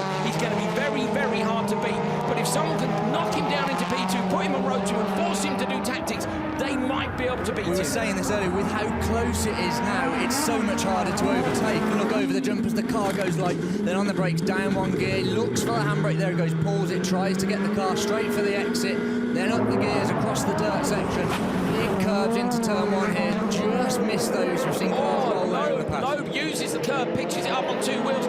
Look at Gronholm hanging on to this train of four cars. The gap's not that big between Kristoffersen and Ekstrom. And Kristoffersen doesn't seem too worried about Hansen yet, but Hansen is only 3.4 back. I think they need to joker Ekstrom because he's coming under a threat from Timmy Hansen. I think Johan's okay out front. I think he's got enough over him. But yeah, Hansen and Loeb were quicker than Ekstrom on the last lap. On board with Timmy Hansen now. Our joker predictor says he'll be 0.2 behind Kristoffersen. Look how close he is to Barrow. Bang it down a gear, chuck it in on the gas. They're super committed here, Andrew. It's hard to explain the commitment when you're running out to the edge of a track before a massive jump and a big braking zone on the handbrake on the way in. It's incredible. It is. It just shows how on top of their stuff these guys are. And you can see Loeb throwing it. I'm surprised Ekstrom hasn't gone. Loeb goes joker. So Loeb goes joker. I think his teammate Hansen's going to get him. It might be close. Hansen over the jump. He's surely going to get Loeb. He does. Loeb slots out. So Hansen now is chasing down the back of Gronholm. He needs Gronholm not to get in his way, but to be fair to Niklas, he's flying anyway. Yeah, he's really had to fight back, hasn't he, Gronholm, this weekend? But to me, EKS have missed a trick there, because now Hansen's going to do them. The gap is more than enough for him to do it, I'm sure. So why they didn't do it a lap earlier and try and cover it off, I don't know. Loeb was right in behind Ekstrom, though, was he? Until he only just got him. It could be really close. It could be really close. Lap 5 out of 6, 2 to go. Kristoffersen, I think, will hang on. Look at that over the first corner, Chris. Andrew, I want to do laps at this place, and look at the laps he's doing. Fantastic. I mean, that's nearly as quick as I think the best lap over the weekend. But you can't. This is unbroken. Gronholm puncture. He's going to get in the way of Hansen. This is going to spoil it for Hansen. He should make the final, but Gronholm might run wide. Hansen on the inside here. Should get him over the crest and turn in. So Gronholm drops back. That may have compromised Timmy Hansen. That would have still hurt him a little bit. And there, look, you can see smoking up the tyres. He can't get into the line where he normally would. So that would have cost him some time. You don't need drifting when you've got these boys lighting it up all the way through Velodrome. Timmy Hansen is sideways, low, right behind him, out in the dirt, almost on the lock stop. Baumanis down in P6. He gets Gronholm over the jump. Now we come to joker time. This merge is going to be close. We want Ekstrom against Hansen. This is going to be super close. Right, in goes Kristoffersen, keeps it tidy. Ekstrom also tidy on the brakes. Hansen's on the inside now. Hansen on the gas. Ekstrom now looking to find the pace. Timmy's on the inside, though. He's done him. Timmy Hansen does him. Ekstrom goes back into P3 after the work he put at the start. He puts a wheel up over the curb on the right-hand side. Tries to get back underneath the Peugeot. Oh, and he does. And those in the rear quarter. On board with Ekstrom now. He's going to slipstream Timmy. Timmy knocking poles over at the side of the track. Ekstrom has a look up the inside on the way down the hill. Into the right-hander. Kristoffersen has got this. 2.1 second gap. Hansen may be compromised a bit. The world champion on brilliant form takes semi-final one, but a fantastic fight back from Timmy Hansen to P2. Loeb chasing Ekstrom over the line, but it is Ekstrom who books his last slot in the final there. Loeb, Baumanis and Gronholm are going out. I need to take a breath because that was brilliant. That was good stuff, wasn't it? That was classic rallycross racing. Yes, look how smooth it is. A quick glance at the in-car camera. Once he looked up at the big screen, has this guy got? How much extra capacity has he got? Oh, what a legend! That's a GIF. That is brilliant. A quick glance across. It's always like the director's going, "Oh, Johan, can you give us a quick thumbs up? We're just on board with you." Brilliant. Niklas. Great fight back from him. He was on the cusp all week and he got the job done in Q4, and I'm really impressed with Niklas this year. All the Swedes go through. Kristoffersen, Hansen, Ekstrom, a VW, a Peugeot and an Audi. Loeb misses out on the final again. So Sebastian Loeb, second in the championship, was on the podium. Spain, Portugal, Belgium, UK. Didn't make the final in Norway, doesn't make it here in Sweden. That's great for Kristoffersen's championship hopes. Baumanis and Gronholm doing well, but not making the final this time. Let's take a look at that start. Go on, He's Andrew. on board with Hansen. You can see in first gear, sometimes I opt for second gear, doesn't get the best start, and you'll see Ekstrom up the inside. And this is the defining moment. Hansen then ducks out, goes to the joker, like you can see in third gear, on the brakes, down second gear. Maybe a little bit on the handbrake. No, he hooks over that curb and over that curb. Good drive out, up the gears. And then that was him into clear air, then just knocking in good laps on board again over the jump. And look, he's got cars to chase. He's got a carrot there to chase, hasn't he? And it was Ekstrom. He was really racing for that second place. I thought Gronholm was going to cost him time. Look how light the cars go. I think that might be turn one. Look, it's just brilliant, this place. It's the track's magic, let alone the weekend. This was Loeb in the joker, Hansen on the inside. Shortly after this, I say Gronom got the puncture, but it didn't seem to compromise Timmy. I think he got really lucky because the left-hander that Gronom ran wide and he just stuck it in. I think it still will have cost him a little bit of time. I think it made the merge a little bit closer. So this is the merge. Look, Kristoffersson out front on his own, hooks it up over the apex, as does Ekstrom, and then watch for the merge here. Hansen coming on the normal lap, and Ekstrom slots in, and that was so close. That was good judgment, either judgment or luck. And Look at this on board. Look at that, there is nothing between it there. And look, we'll see, if we stay on board with Ekstrom, we'll see he has a little look at the inside. I wondered whether he was going to dive it up. No, Hansen covers it.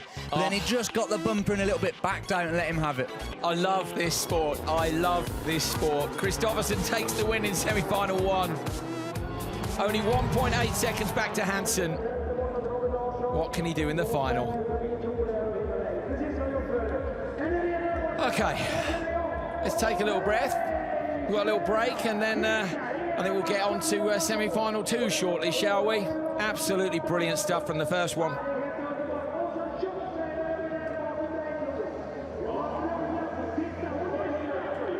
Incredible crowd here, Andrew Jordan. You've been here several times with me now. I think you've been here the most of all our co-commentators since 2013 when IMG took over.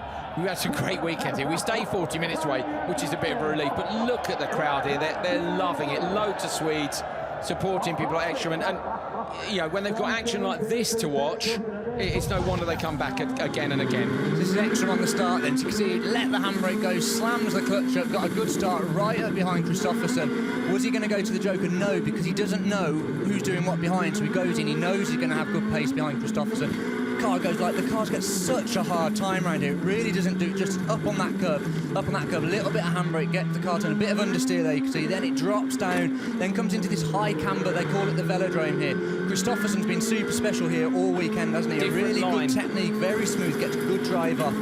Flat out section in top gear, down one gear, little bit of handbrake, gets the car turning, and this is the big jump. Car goes light into the rev limiter, brakes, and then again he'll be ready with the handbrake just to react to what the car needs to do if he needs a little bit more turning. Great stuff. That was the very start of the race. We're going to take a look at the tail end of the race. So this was towards the end of it. This was Gronom with the puncture at front left. I'll say Hansen got lucky here because as Gronom goes into the right, you know it's not going to turn in. Timmy didn't know that. Yeah, he just sees Gronom yes, goes it might wide. not have actually physically cost him time on the circuit, but it takes your distraction. You can't commit necessarily as hard as you would normally because you don't know what's going on with the car in front. And I loved that shot with all three guys with that wheel spin that they don't want, but like go, go, go, you know, and the wheel spin, the smoke coming off, you know they're just trying so hard for every 100th. Our man is getting grind. Poor old Nick Klaus, but I say, great performance from him, and certainly if manufacturers are looking for drivers, I think, you know, he'd be high on your list now. Not only comes with the family name, but coming with the family talent as well. Kristoffersson, great, gave himself loads of room here at the exit to the Joker. Extra was pretty straight too, but look how close that was. That was super close, wasn't it? On board with Extra, and this was it. Listen, you hear the revs go high where it just goes light again, and this is why we love this place, because it's so three-dimensional. It's up and down. Look, look, look, here we go, just right on board. See the sticks on the left, Hansen cut them.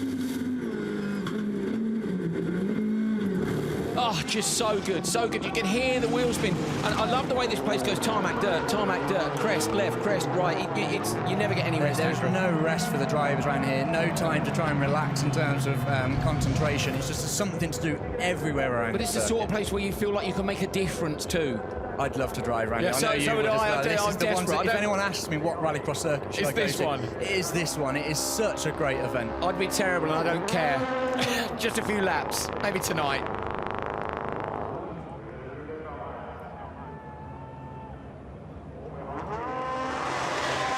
Well, semi-final one was just absolutely brilliant. We've seen 3 drivers book their places in the final, and we've got 3 more to go. As you see the crowd, look at that. That's a proper Mexican wave. That's a Holjes wave. These people aren't watching the football. These people are here for the World Rallycross Championship, and they've got more still to come.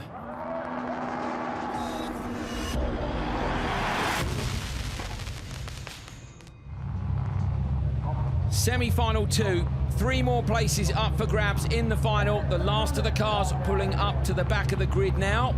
So let's take a look at the grid.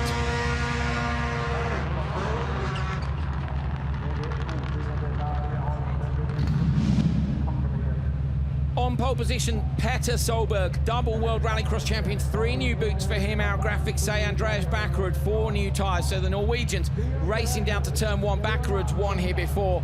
He'd absolutely love to win here again. Timosyanov and Kevin Hansen are on row 2. It's been a brilliant performance by the Russian all weekend. And on row 3, Jerome Grosjean making it through to the semi-finals with local favourite Robin Larson, who has a massive grandstand of fans who are on their feet just behind the jump. Let's see if this one is as exciting as the first one was. Here we go again, the same procedures the others went through. These guys have been waiting that little bit longer. They've seen who's gone through. They know who they're up against if they make it. They've seen the action down to turn 1. Can Bakkerud or Solberg make it? Could Timosyanov get it hooked up like Ekström did? We're about to find out. Good start across the front row. I think Solberg's going to get this from Bakkerud. Bakkerud moves across, shuts the door. Timosyanov might take a look up the inside because Bakkerud's going to have to leave room for Solberg. Where does Bakkerud go? He's in the back of Solberg. Bakkerud pushes Solberg sideways. Kevin Hansen and Larson up over the jump into the joker lap. Timosyanov and Grosjean in. All clean stuff there, wasn't it? Very even start. Both the guys with new tyres on the front row, which adds a lot of grip to the start. So as we'd expect, we'd see that from them. Solberg, Andrew, drops a wheel off the right-hand side into the dirt every time into the velodrome. Almost like he's using the dirt to help the car rotate. Well, we saw that with Kristoffersen yesterday. He was the first one to really do that. He's getting it right across the white line. Look at Larson send it in, hands everywhere over the wheel, catching it. But I think the real race we're going to have is got right from puncher. Again, that's the second time. I thought as he went round the top, then he had a lot of He looked like he was a long way back through velodrome, didn't so Larson's got a puncture. Larson's going to be gone. That's a great shame for him. I think the real race is going to be between Timosyanov and Kevin Hansen for the final spot. And how good would it be for either of them to come in? Kevin was struggling a little bit on the Saturday. He's really come on form and on fire today. Larson pulls off. There's no point for him to continue at that. But Timosyanov, best weekend by far for him so far this year, and it would be just reward for him to come through to the final. Yeah, absolutely. It would be his first final of the year. In fact, if Timosyanov makes it, so can he do it? And what can Petter Solberg do? He's been absolutely on fire this weekend. He's the first man to beat Kristoffersen after that run of 8 sessions. Solberg got Q3 here. Bakkerud trying to go with him. Pretty much what we saw, of course, from Ekström trying to go with Kristoffersen in the previous one. Just look at that. It's classic Solberg through there. He just clips the curve, but just watch next time round. Hansen, so he'll be covering off Timosyanov. So let's have a look at the merge. Timosyanov, I think, has got a problem because he's struggling with Grosjean in, and Hansen's done them easily. So if he hasn't got a problem, he's made a mistake. He must have, because Grosjean in is all over the back of him. Has he got a puncture or? I saw a bit of smoke in the back end of the shot. I don't know if he's got a left rear puncture or something, suspension on the left rear. You can see it's smoke in there. Well, it looks a little bit flat. Just watch how good these cars are. And this is a huge jump. And just look at that. It looks like there's nothing there. No bounce. Massive jump. It's a single suck-up of the landing, isn't it? And Solberg is flying here. Bakkerud is only 0.6 behind. Up and over the jump in the side. Your picture there, you can see Timosyanov desperately going back past Grosjean in fact, I think, right at the back of your picture. Kevin Hansen now then is looking highly, well, he's almost certain to go through. Yes, and Bakkerud just took 2/10 off Solberg, so Timosyanov's not giving up, is he? He's got a punch, he's going to go for it like Robin Larson. He's going to cover off the McGann into there. But yeah, Bakkerud's coming back. They've done identical first sectors. This is close. I'm going to look. Grosjean might get him. He's going to try and go around the outside. Sorry, Andrew. I feel sorry for Grosjean because, of course, he went with Timmer in the first lap. And now there's no option. Solberg's disappeared. Petter Solberg has disappeared. So where's Solberg? I can't see him out the commentary window. I can't see him. Andreas Bakkerud is in the clear. We've lost Petter Solberg while we were looking back at Grosjean. There he is. Solberg's car is on. Solberg's car is possibly on fire. Is it Justine? Solberg is out. That's up at the top after the velodrome. So Petter Solberg is out. He will not make it through. And that means Timosyanov was fighting for a place in the final. Oh, Solberg lies down the bank. He's gutted. He's spent. He's put everything into this weekend. And he's taken a rest at the side of the road. He's absolutely gutted. And you have to feel sorry for him. Andreas Bakkerud then, he's looking like he's going to go through to the front row of the final against Kristoffersen. Andrew, I think it was you that said possibly Bakkerud looked like he might be the only one who could take Kristoffersen here. And that's just if he can get him at turn 1. Yeah, I think that could line up quite a feisty turn 1, if I'm honest. We know Bakkerud isn't afraid to get stuck in, and I've been really impressed with him. Certainly at this event, he's won that pace from the get-go. He was saying he needed to sort his pace, and Bakkerud looks like he's taking it quite easy now, doesn't he? Yeah, he knows he's got a big lead. There's no point taking more unless he's got a problem too. So it's back. No, it doesn't sound like it. Full RPM and for me 4. 4 fully inflated tyres at the front, right, okay, yes it is, yeah. So Baccarat is just on a bit of a go slow. Remember, this isn't about time, it's about position, and Baccarat is going to go through. Well, that's gutting for Solberg, isn't it? That's a win for him. I feel really bad for him on that one. So the Baccarat Blue fans are going absolutely nuts in the grandstand. We can hear them in the commentary position. He is going to take semi-final number 2 and bring on the front row with Christopherson. Kevin Hansen goes through to row 2. There are the Baccarat fans, and it's Grosset-Janin who makes it through to the final. So Jerome Grosset-Janin in his first final of the year, he was 4th in the semis in the UK. He was 5th in the semis in Spain, but he hasn't made the final yet. So the GCK machine of Jerome Grosset-Janin, after getting caught up behind Timosyanov, has made it in. Listen to this. That's the Baccarat song. They know he's on the front row. And what can he do from there? Baccarat takes semi-final number 2 from Kevin Hansen and Jerome Grosset-Janin. Timosyanov, I'm gutted for because he misses out. Solberg too. I mean, all 3 of those guys have problems. Punctures for Larson and Timosyanov. Solberg, some sort of a problem under the bonnet. So we won't see them in the final, but we're sure of a great fight anyway. Neil Cole is in the spotters tower now, and he is with the EKS guys. So let's go and have a catch up with Neil. Well, Emil, there was quite a dramatic semi-final there, but Andreas did come out the winner. Yeah, he did, and we're super happy, of course, for that. I mean, a shame that Petter had his issues, but that's the sport somehow. We're super proud to be on the first row here in our home event. Now you've got a real chance of challenging Johan Kristoffersson to the win in the final. Yeah, absolutely. We will go maximum flat out and try to beat him. It's time for a new winner in this championship. Good luck, thank you. Thanks. Well, they're hoping for a new winner. One of Solberg's team has made it up to him. He's disappointed. Really disappointed. Running through a little bit of analysis already as to what happened. Oh, he's gutted. I think he thought he could take this one, Andrew. It's been a long time since we've seen Petter on the top step of the podium. And, yeah, he was looking good for it here. Yeah, it was an even start, wasn't it? A little bit of a rub between Baccarat and Solberg. On board with Larson here. You can see all the action kicking off. He thinks about going to the Joker, he doesn't. Now Larson on this lap gets a puncher somewhere, so if we stay on board, let's see where we can see if that goes all up over that curve there. You can see a little bit of handbrake then. Did it go on that landing? Because that was a big landing for Larson. You can see him try and pull the handbrake, get the car turned. But unfortunately then that was his weekend over there, so here's Solberg. He's still running at this point. Baccarat had just started taking a little bit of time off him on the previous lap. Solberg still running there, just clips over that curb. Hansen going through, which is a good weekend for him, through to the final. Timosyanov, unfortunately though, with the puncher trying to defend, and this was Baccarat taking it nice and easy now into the Joker lap. He knows he's got a big lead, he knows he's booked his place through to the front row of the final. Hansen behind, no threat, and Baccarat took it nice and steady on this lap. But real shame for Petter Solberg, because he was going to take the fight to Kristoffersson. Yeah, we've lost him, a key fighter there right up at the front. I was quite looking forward to seeing what Timosyanov might have done as well had he made it. But it's Jerome Grosset-Janin who makes it through to his first final in 3rd place, and that, of course, after Baccarat and Kevin Hansen taking P1 and P2 in semi-final 2. A few people taking the opportunity to get just a little bit of shade. We've got a couple of races still to come. Stay tuned for that.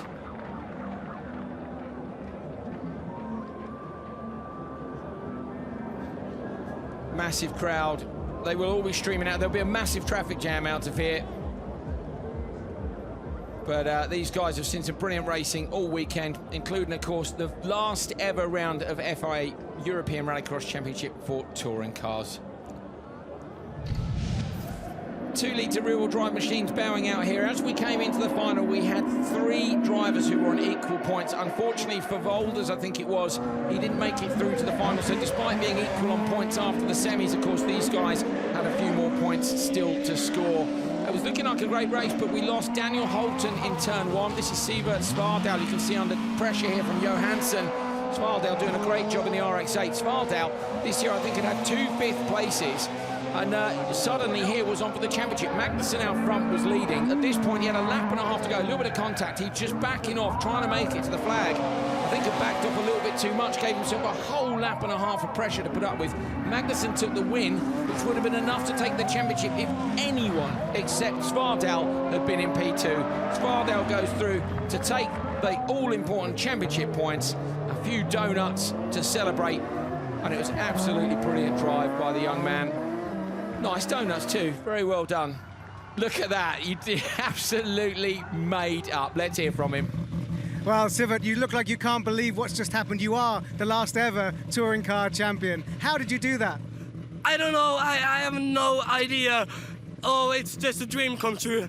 I can't believe this. We have a goal to be in 1 or 2 finals in the year, in the season, and we are in all the 3 finals, and we are champions. I can't believe it. And what happened? It looked like you were having to really defend in the last few laps. Yeah, the car didn't go as well as it should, but I did defend it.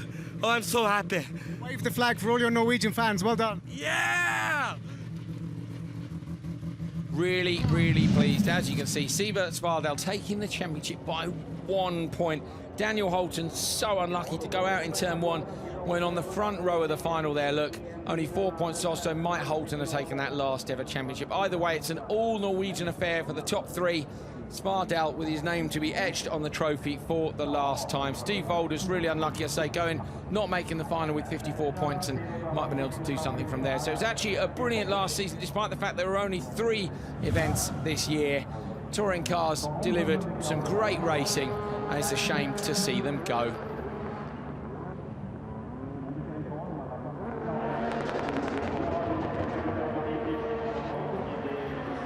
FIA European Rallycross Championship for Supercars. 5 events this year, so we are at the midpoint of the season, having already seen great fights in Spain and Belgium.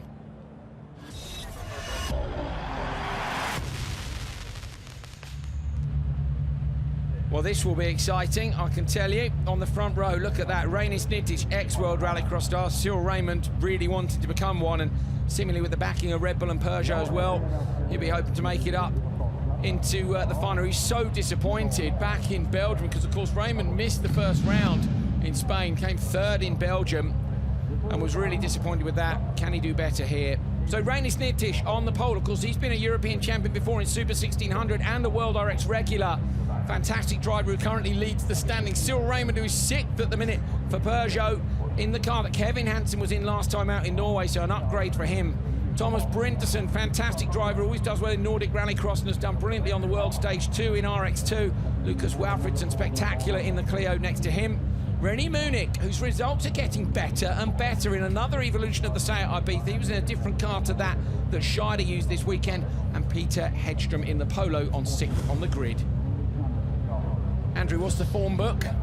Well, I think it's between Nitis and Raymond, really. Brinterson's been very quick, but in the semi-final, Nitis checked out a little bit from him. His car's much newer than Brinterson, so that would be to be expected. So it's between Nitis and Raymond, I think, for the win here. It's been very close between the 3 of those over the weekend on who takes the qualifying wins.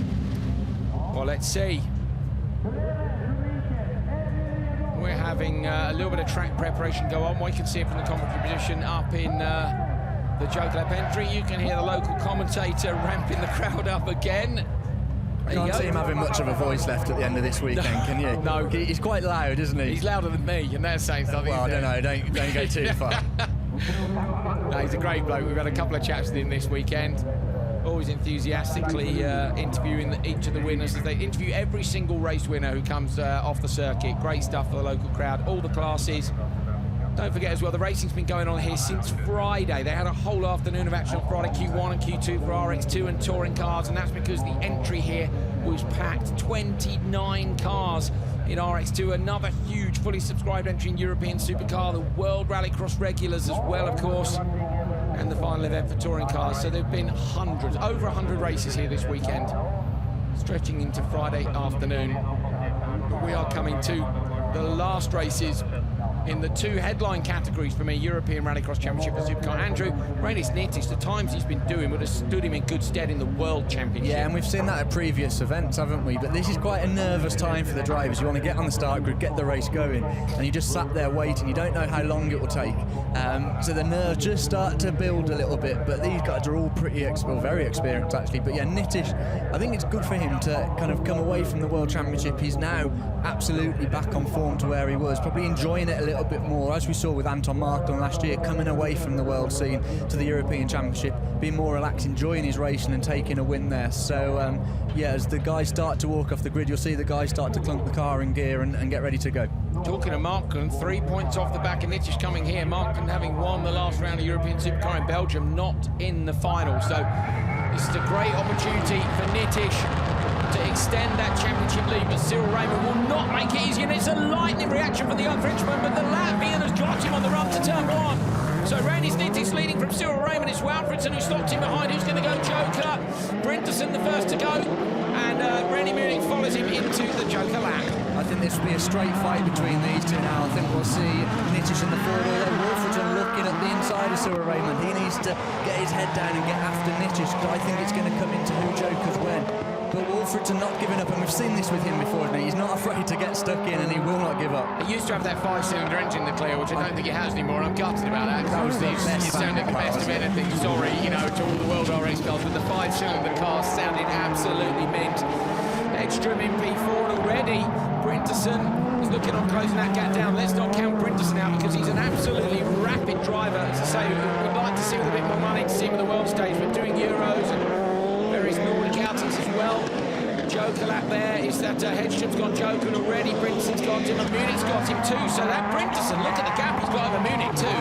He's got 1.1 seconds over Munich already. Brinderson up to fourth, having Joker on the first lap and hoping to close down the leaders, Nittisch, Raymond and Walfredson. I wonder if how long it'll be before Raymond jokers. Of course, he'll want to have a look back at the gap and make sure he doesn't slot in with Munich and Hedstrom's. It seems those guys don't quite have the pace. No, and the car of Nittisch is actually Gronholm's car from last year, so we know it's a very quick car in World Championship also. I'd love to see what Gronholm would do if he got back in the car now, because I feel like Gronholm's grown so much this season that maybe he wasn't as quick as Nittisch has been in this car this year. So, you know, what would Gronholm do if he went back into his old car? Walfredson's jokered, and Brinderson's got him too. So Brinderson is absolutely storming it. Is Raymond in danger as well of losing out to Brinderson? I think it's going to be a little bit closer between those two. Yeah, I think it'll be a bit closer. I still think Raymond's got enough, but Nittisch is just starting to open up, although Raymond's taken a 10th off him so far this lap, so it's all very close. A little bit of damage on the back of the Peugeot 208 for Cyril Raymond. Cyril Raymond with a different line into the hairpin than Rainis Nittisch. Black Cooper rubber being laid down on the track on every outing. You can see a clean line through the gravel. Raymond uses the curves maybe a little bit too much and goes Joker. So Raymond goes in and was close to Nittisch there. He's going to cover off Brinderson. He's sideways, flicks the car back the other way. Holds on nicely though. Very sideways on the way in, wasn't it? Maybe a bit more than he'd have liked. Are we now going to see Nittisch cover him off and go Joker and get the track position over? I would, especially when you know the Joker is a tricky one here, and the fact he goes tar gravel, you know, and the grip levels have been changing there all weekend. So I wonder if he'll react to it. We know that Raymond took a 10th off him on the previous circuit. So round the left, what's the Latvian star going to do? Watch this through turn one. This corner's so good. There you go, look, fully unloaded. And he does go, I think, Joker. Yes, he does. So in towards the curb, let the car run wide, keep it tight. Still Raymond's flying on the inside. This needs to be good from Nittisch. Raymond's on the fly. Raymond up the inside. He's going to take the lead. Nittisch pushing him into the curb. Nittisch stays on the right-hand side through the right-hander. Raymond should be on the inside on the run into Velodrome, but he can't quite. The 2A has to drop in. He goes wide. He tried to undercut him on the exit. Find the traction. Smoke pause on the 2A, but he can't quite get it done. Great stuff from Nittisch, wasn't it? They'd have told him on the radio, you're going to come out side by side. And yes, there was a little rub, but respect from both guys, which is great to see. But Nittisch closing down Raymond, looking at the inside. Raymond up the inside in Hansen, start from a couple of years ago. He was on the track. Is that on or not? There was big contact. No, I'm not sure that's going to be kept, if I'm honest. Because he was off the track a little bit, but then when the contact was made, yes, he was on the track. But would he have made the corner if Nittisch hadn't been there? I don't know. He might have been a little bit annoyed about Nittisch was quite firm with him. Nittisch is going to try and give it back to him, isn't he? He's lost a little bit on the exit though. What do the stewards do if Nittisch does the same thing in the last corner? We'll leave that up to them. So Cyril Raymond has managed to get past Nittisch in the same style in which Hansen got past Ekstrom a few years ago here. Hansen was fully off the track, Raymond was on it, but he did hit him hard. And as Andrew said, would he have made it or not? Either way, he's going to cross the line first. Cyril Raymond around the left-hander takes the checker flag in the Peugeot 208 from Rainis Nittisch. And it is Brinderson who gets P3. I suspect that if that isn't with the stewards already, that Nittisch's guys might appeal it, but Let's see, nothing on our timing screens right now. If something pops up, we'll let you know immediately. Cyril Raymond, Rainis Nitish and Thomas Brindis in your top three. Valfridsson, Munich and Hedström, P4, 5 and 6. Nitish and Raymond really going at it in that. Side by side with an entire car on the curbs down at the far end. You know, that's track limits, isn't it? The curb here and the curb here. We've seen people regularly hooking a tyre over the left-hand side of a curb, which is more than a car width and about 45 degrees. A brilliant move at the merge, then Raymond making the move at the hairpin. We'll see. Interestingly, I'm not sure if the track announcer was going to stop Raymond and interview him, but he didn't stop if he did ask him to, so he might not want to stop with Nitish behind him. Okay, Neil Cole is, I believe, with Jerome Grosjean. So we see Jerome climbing into the GCK machine for his first final outing this year. Jerome, you've got about 30 seconds before they release you to the grid for the final. How are you feeling before this historic moment for you and the team? Oh yeah, I'm feeling very good. This is my first and a final that we expected since a very long time for the team, and make it happen in Sweden is something very special to me, because we know how challenging is this track and how big is the engagement this year about Rallycross. So I'm very happy, and yes, now we have to go. And thank you everyone, and bonjour aux Français. Good luck, thank you. Grosjean, I think, really excited to have made the final, and yes, a couple of people had their problems, but he hung on in there, and that's the most. You have to be there. And you can't just be, oh, I've joked and I'm P4 and the guys in front haven't. You know, he's hung on. There was a problem for Timmer, and he's made it through. He's fought his way into the final. I'm really looking forward to seeing what the GCK machine can do. So these are the standings after round 3 of FIA European Rallycross Championship of Supercars. As you can see, Anton Markland, who previously to this event, Markland was only 3 points off the back of Nitish, so Markland's had an absolute shocker. He hasn't scored at all this weekend, whereas Rainis Nitish has now got a gap of him over 30 points, but Cyril Raymond, look, has moved up from P6 in the standings up to P2. He's only a couple of points in front of Anton. If the stewards get involved, that may drop back down, but let's see, the result might stand.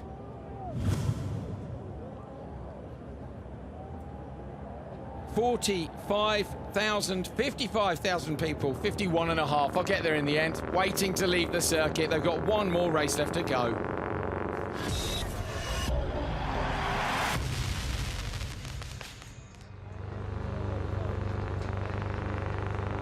The last of the sunshine being soaked up before the last of the action is underway.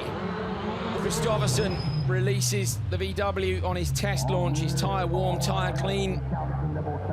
Down towards his slot on the grid, where of course he started his semi-final from. The enormously noisy anti-lag of Baccarat as he gets a good launch too.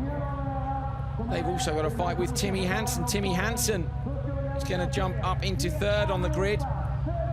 And he's got his brother Kevin alongside him, so Kevin's there first in fact. Matthias has a little look out the right-hand window. What can he learn from that? What can he do from where he is? Andrew Jordan, you were saying earlier this weekend, actually you'd quite fancy grid slot number 3 in some ways, because the cars in front of you at this point, if they, you have the best option there to joker. Yeah, because you're on the inside, you know that the outside car in the front row is probably going to get muscled out a little bit, so you're then in the position to go joker back one. It'll be interesting, maybe a bit awkward, the two Hansen brothers on row 2 alongside each other. Do you think they'll have had a bit of a trap? If I had to put money on it, I'd say Kevin Standard, Timmy Joker, depending on what happens in front of them. But let's see. Here is the final lineup for round 6 of the FIA World Rallycross Championship from Höljes in Sweden. Johan Kristoffersson on pole position, Andreas Baccarat next to him. Two German manufacturers, a Swede versus a Norwegian. The two brothers, Timmy and Kevin Hansen for Peugeot Sport on row 2. And on row 3, Matthias Ekström in the Audi and Jerome Grosjean in the GCK Renault Megane. There are the Peugeot Total spotters. Kenneth Hansen looking over his glasses, the Rallycross legend. Graham Rodemark, Kevin spotter, mentor, engineer. Timmy looking up towards the lights. They're playing some epic music here. I'm feeling pretty epic ahead of this one. Everybody loves this track. What's it going to provide in the last race from Holjes 2018. A really, really fast start. Kristoffersen away. Hansen having a look up the inside of Backrud. Backrud shuts the door. Kevin Hansen's coming under fire from Ekstrom, but I think he's managed to shut the door. Timmy Hansen's going to go joker. Kevin Hansen goes standard lap. Ekstrom goes in behind Timmy. Timmy keeps it tight up on the curve. It's Kristoffersen, Backrud and Kevin Hansen on the standard lap. Timmy Hansen leading Ekstrom and Grosjean in. What a start from Kristoffersen, reaction time, but also just lit it up, didn't it? Perfect start. He jumped half a car length straight away on the Audi. So fast on the green too, it's a random gap, and that's about as short as it gets. I reckon that would have taken a couple of them by surprise, but brilliant job in terms of their reactions. And Kristoffersen now will want to edge out over Hansen. So Hansen 3.6 seconds back in the chasing group. This for me is all about what lap times can Timmy do and when does Kristoffersen joker. Yeah, it's the new Peugeot, isn't it, for Hansen? But don't forget, Ekstrom had new tyres for semi-final number 1, so he's probably going to be in a bit of a better position tyre grip-wise over the Peugeot. You can see there, just doesn't look like he's got the lateral grip as Ekstrom as we go on board. Down a gear, up over those curbs. Just look how aggressive those curbs are. A little bit of handbrake, a bit more understeer than he'd probably like there. Also look at the way Ekstrom's car barely moves as he runs over those huge curbs. Ekstrom has clearly got more grip than Hansen here. Oh, Kevin's out. Kevin Hansen pulls out to the side of the road, so Kevin Hansen is gone from the leading pack. Kristoffersen and Backrud. Johan Kristoffersen wins the Monster Energy Supercharger. A little bit of damage on the rear right from Kevin there. I don't know if he hit anything, but Kristoffersen with the fastest reaction times off the lights. Oh, he's fastest at everything at the minute, isn't he? Standard lap again for those two. Timmy Hansen with Ekstrom all over the back of him, but Ekstrom can't do anything other than passing on track because, of course, it's all done in terms of jokers for these two. Yeah, Kristoffersen just in the fastest lap of the race on that last lap as well, so he's eking out his gap by a few tenths. As we've come to get used to, haven't we? Fastest lap all the time from Kristoffersen. As he comes into his own, his confidence must be at an all-time high. Just look at the car, though. He sends it in there. And the Swedes are going to be going crazy, aren't they? Because at the minute, it's the top 3 of Swedish drivers. Absolutely. Top 4, actually. Yeah, they're absolutely loving it. Oh, what was happening there with the gears? It was almost like he wasn't... I don't know if he went to pull another gear and didn't get it, but on board with Kristoffersen, didn't quite look right. He doesn't look flustered. Let's check over the jump. He might have just been with a little bit of wheel spin. It doesn't sometimes go in very clean into gear. But I take that back about the Swedish drivers. They've got backwards. They're going to be hoping, the fans are going to be hoping that Hansen and Ekstrom can jump backward to make it an all-Swedish podium. So a couple of laps still to go. The gap is 1.1 between Kristoffersen and Backrud. Unfortunately for these guys, the yellow flag, Andrew, is flying up at the velodrome, and of course that's one of the places where you can stick it past someone. I saw Hansen there a few years ago on Backrud, I think it was. It was through the dip, and he sent it into the inside of him, into the velodrome. So that's one place they now can't overtake. Well, Backrud would like to be looking to make a pass on Kristoffersen, but look at Kristoffersen. He's in the form we've seen him in, certainly for the last few events, and you know, even when he wasn't on form in Spain and Portugal, he was still getting absolutely brilliant results. Timmy's now managed to gap Ekstrom just a little bit. Yeah, I think this is going to be quite close between Ekstrom and Backrud, so that'll be interesting to see how much respect they show each other with being teammates, and obviously Ekstrom is the team boss there. And with a podium spot possibly up for grabs, everybody wants to be on the podium, don't they? So Kristoffersen coming down the hill into the right. Oh, wow, this guy's just completely at one with that car. He said that the car has felt a little bit better today, and it looks like it is absolutely underneath him. Backward here is in trouble because the guys behind are closing him down. Kristoffersen now comes through turn 1, down a gear, runs the car out wide, out towards the barriers, turn it in nicely over the curbs on the inside. Good job, Kristoffersen. Now watch for Backrud. Backrud versus Hansen versus Ekstrom. Ekstrom has a look up the inside but can't, and nicely done. Backrud holds on. Backrud slotting into a gap that just isn't there between those two cars. That was so tight, wasn't it? Ekstrom's looking at the inside of Backrud. There's contact with all of them. Backrud's underneath him. Backrud underneath Hansen. Hansen runs wide, so Backrud's moved up to P2. Manages to get Timmy Hansen on the last lap. Was the yellow flag out or not? Contact. Oh, again, Ekstrom up the inside, pushes Hansen off.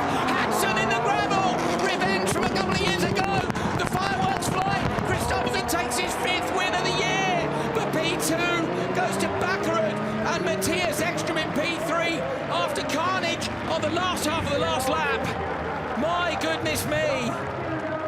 What a finish. Interesting point you said, though. Was the yellow flag still out when Backrud passed? Yes. I'm not sure if it was. No, I'm not sure it was either, because I suppose once the drivers are aware of the obstacle, you know, Kristoffersen, brilliant. We're almost used to Kristoffersen winning. It was all going off behind him there.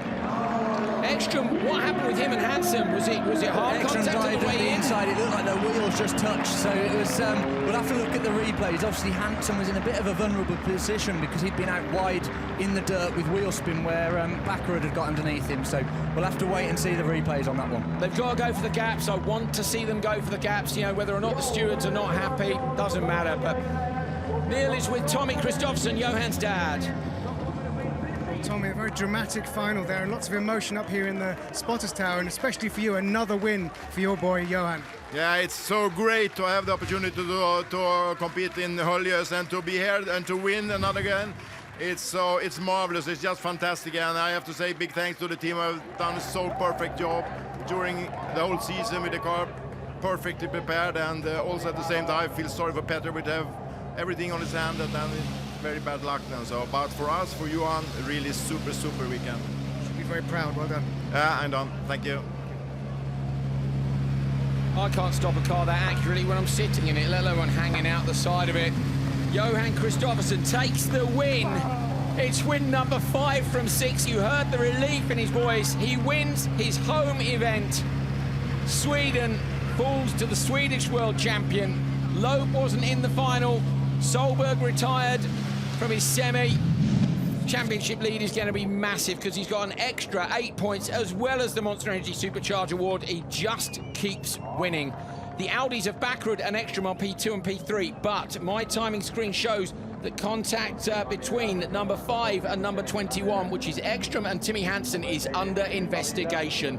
Jerome Grossischen in 4th, Timmy Hansen 5th, Kevin Hansen retired in 6th place.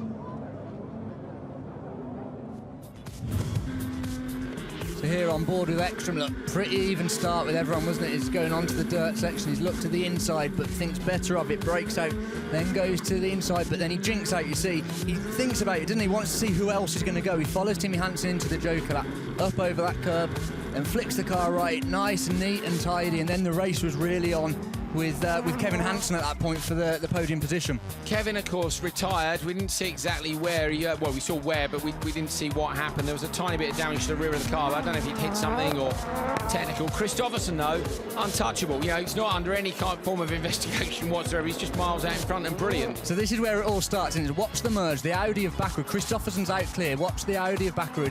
He merges just to the outside, slots in. Then Ekstrom gives him a little tap, which then pushes him slightly into Hansen. On board here, so watch the merge. Backrud from the right, he just slots in there. There's a little love tap there, that is absolutely nothing. That's just good hard racing. And then look here, this is where it starts. So Backrud looks to the inside. Ekstrom rotates it, slight contact. Backrud up the inside. Can we see any flags on the right? No, I can't there. Okay. Hansen's back in, on board with Ekstrom. There's so close, and he sends it up the inside. There's contact as he goes for the move. So he wasn't alongside it. As he's gone for the move, just misjudged it slightly, I think. Wheel-to-wheel contact, but yet again, another win for Kristoffersen. Stunning drive by Johann. Brilliant stuff. But a bit of carnage to be investigated. We've also got contact in the European Supercar final being investigated between Rainis Nitish and Cyril Raymond. So stewards are going to be busy for the next couple of hours, but not with this man. He is undoubtedly the winner.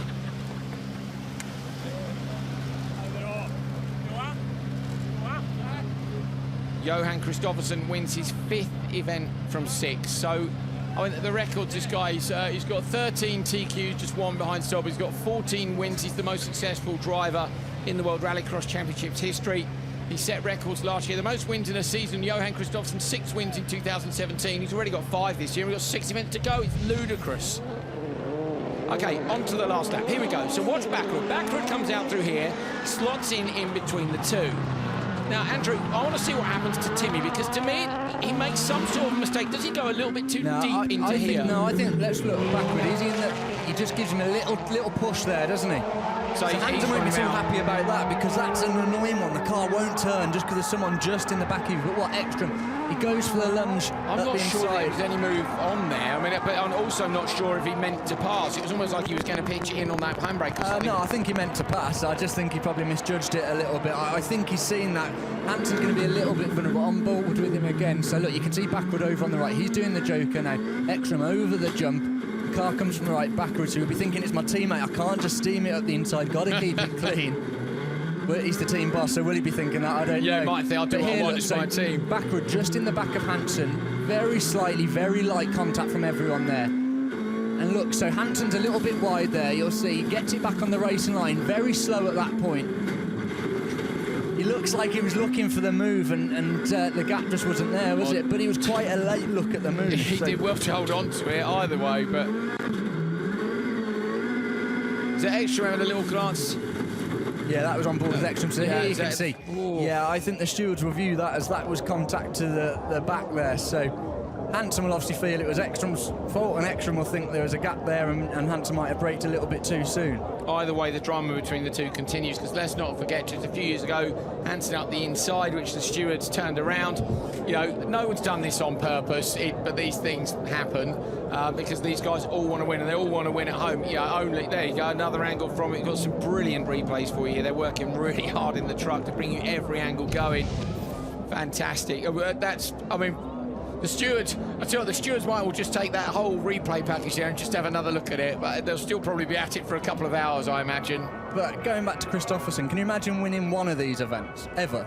And he's won 5 so far this season. It's crazy. He's won 14 now, and let's not forget, that's 14 out of 54.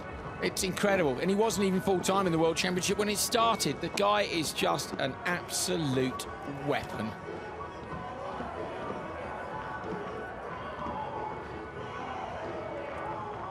The podium awaits the winner.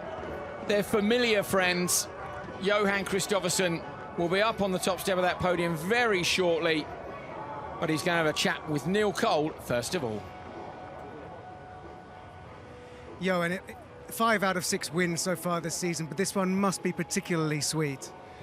Yeah, it's the 5th, so for sure everyone is getting sweeter and sweeter, and yeah, I really had to fight for this one. It was it's a tough track, it's a challenging track for the car and the team and so on, and I felt more and more comfortable in the car the longer the race was going on, and semi-final the car was just perfect. Final tires are getting very hot after 12 laps, but yeah, anyway, it feels just amazing. Another 30 points, which is the most important. Backrud fans in the background cheering a lot, so there's a lot of Swedish fans as well, and the atmosphere is just fantastic, at the same as the weather, so yeah, I'm super happy. To fly the flag for Sweden here at home is great, but what else you did, which is really good, is everyone else is squabbling for positions behind you. That last lap got really, really messy, and you're out of all that trouble. How do you do that? Put yourself out of all that trouble? I had a very good launch, and then from there on, I was watching Andreas in the rear mirror, and I saw that I pulled a little gap, exactly like last year actually. So it was a very good final, and to be able to keep just ahead of the others to don't get into this mess is the most important. And I just had the car to do it today. Show us where the flag of your winning country. First of all, one word for Petter. I was a bit sad, but anyway, my flag is here. Congratulations. Johan Kristoffersson has just taken his 3rd maximum points in a row. He took a max score in the UK, in Norway with a clean sweep, and he takes another 30 points here in Sweden to extend his championship lead to 40 points over Andreas Backerud, Petter Solberg, Matthias Ekstrom. Sebastian Loeb was 2nd when we came here, just 31 points off the lead, and he tumbles down the order to 5th. So Loeb, Timmy Hansen, Kevin Hansen, the 3 Peugeots, 5th to 7th. Niklas Gronholm in 8th place for Hyundai. 40-point lead. Incredible. But look how close it is between P2 and P5. Backrud's fans are down there cheering him on. They're going to have to wait for Neil Cole to have a chat with him. Andreas, your fans cheering you just then. Your record here at Holjes is outstanding. Remind us your record now. Every year a podium since 2013. If you include Super 1600, then every year since 2012. So this is absolutely mega. I mean, like, I love this track, I love this circuit, I love the weather we had this weekend. The Backrud Blue fans are going nuts. So much energy. I just think this is just such an incredible atmosphere to be around. Okay, enjoy the podium. Well done. Thank you very much. Yeah. Brilliant stuff from Backrud. A podium record like that is incredible. Here are the team standings at the midway point in the season. 284 points to PSRX Volkswagen Sweden. That's a pretty decent lead over EKS Audi Sport, who have edged out a 10-point gap over Team Peugeot Total. The factory teams at the top of the standings. Long way to go, though, and a lot of points up for grabs. Durex Tanaco with a great job this weekend with Gronholm and Tim Zyarlov, Olsberg's MSC and GCK competition.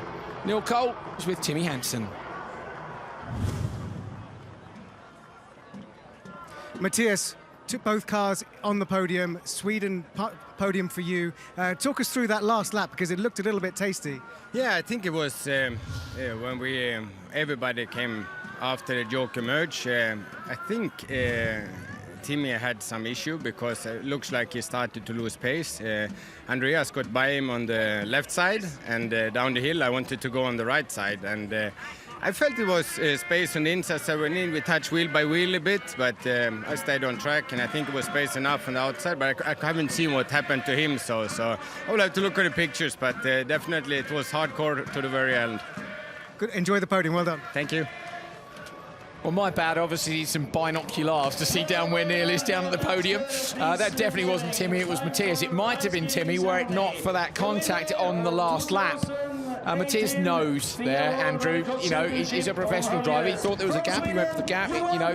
But what he did say is Timmy Hansen seemed to be slowing, and I said on the onboard that Timmy looked slow down the hill, didn't it? So was there any sort of issue? Obviously we'll have to try and hear from Timmy Hansen on that, but as you said, it was certainly hardcore to the end, wasn't it?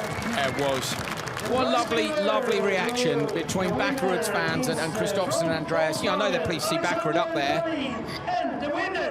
But, you know, the reaction and the way these fans support all of the drivers who are here is fantastic. And we've seen, haven't we, up Happy Street, the big party street, that drivers have gone up there, and they're all respectful. They're here for a good time, and they'll have a bit of, give their not-so-favourite drivers a bit of stick, but it's all with respect, and that's it's what I love about Rallycross. Yeah, it's a bit of sport, and they're having fun with it, but all very respectful. That track is going for it. What a podium run by Andreas Bakkerud. Apart from the win, you know, the wins of Kristoffersen, Bakkerud is so good at Holjes. He pulls a result out the back here every single time, even when, you know, things that don't seem to be going quite so well. Podiums in 2012. Yeah, and he's second in the championship, in a new car, in a new team to him. So he's settled into the team very well, and I think he's only going to get quicker and get better with that team. First time I think he's edged Ekstrom for the weekend here. Ekstrom, I know a couple of times looked a bit quicker, I think, stuck behind Bakkerud, but you know, Bakkerud will be very, very pleased to be at least on the same pace as his teammate Matthias, team boss. Champagne for the winners. Swedish flag draped over the shoulders of the world champion, who has an absolutely massive 40-point lead as we reach the midpoint in the championship. Tries a rear left shot over his shoulder to get Ekstrom, but Ekstrom is the champagne expert there. Kristoffersen has a full left ear and a very wet champagne-soaked race suit. I can tell you the traffic jam out here will be pretty bad right now. No one is going to be going anywhere. Johan, I know, has been staying in his truck in the paddock, and I suspect might have a couple of beers tonight to celebrate that. Bakkerud and Johan dancing away to the song of the fans. Holjes, Sweden, the most incredible rallycross weekend. There's just something special about this place. They call it the Magic Weekend, and for me it's been absolutely fantastic. Again, we've seen brilliant racing from start to finish. Andrew Jordan, good weekend. Loved it. This is my favourite rallycross weekend of the year, and I'm happy to have been here. Johan Kristoffersen, thank you very much to Andrew for all his brilliant insight as always. Kristoffersen taking the first of the semi-finals. That was Solberg. Looked so disappointed not to make it. We might have had an even stronger fight on our hands to be had. Bakkerud made it through. Fans absolutely loving the action all weekend, and on to the final. Gross Station in, making his first final of the year. Kristoffersen making his umpteenth hole shot, getting himself out front. Timmy Hansen settled through the Joker lap with Matthias Ekstrom in hot pursuit. Those guys hoping to close down the gap to the front, but come the merge, my goodness me, it all went off. This was the gap where Bakkerud slotted in. Bakkerud had another look up the inside of Hansen. Hansen ran wide, contact between Ekstrom and him. Stewards are looking into a few things. One thing they are not looking into is how absolutely fantastic Johan Kristoffersen is. He's taken his 5th Win of the year. We're at the halfway point. He has an incredible championship lead. The number 1 is on the car. Will it be on it again at the end of this year? It's looking very likely indeed. We'll see you in Canada in 5 weeks' time.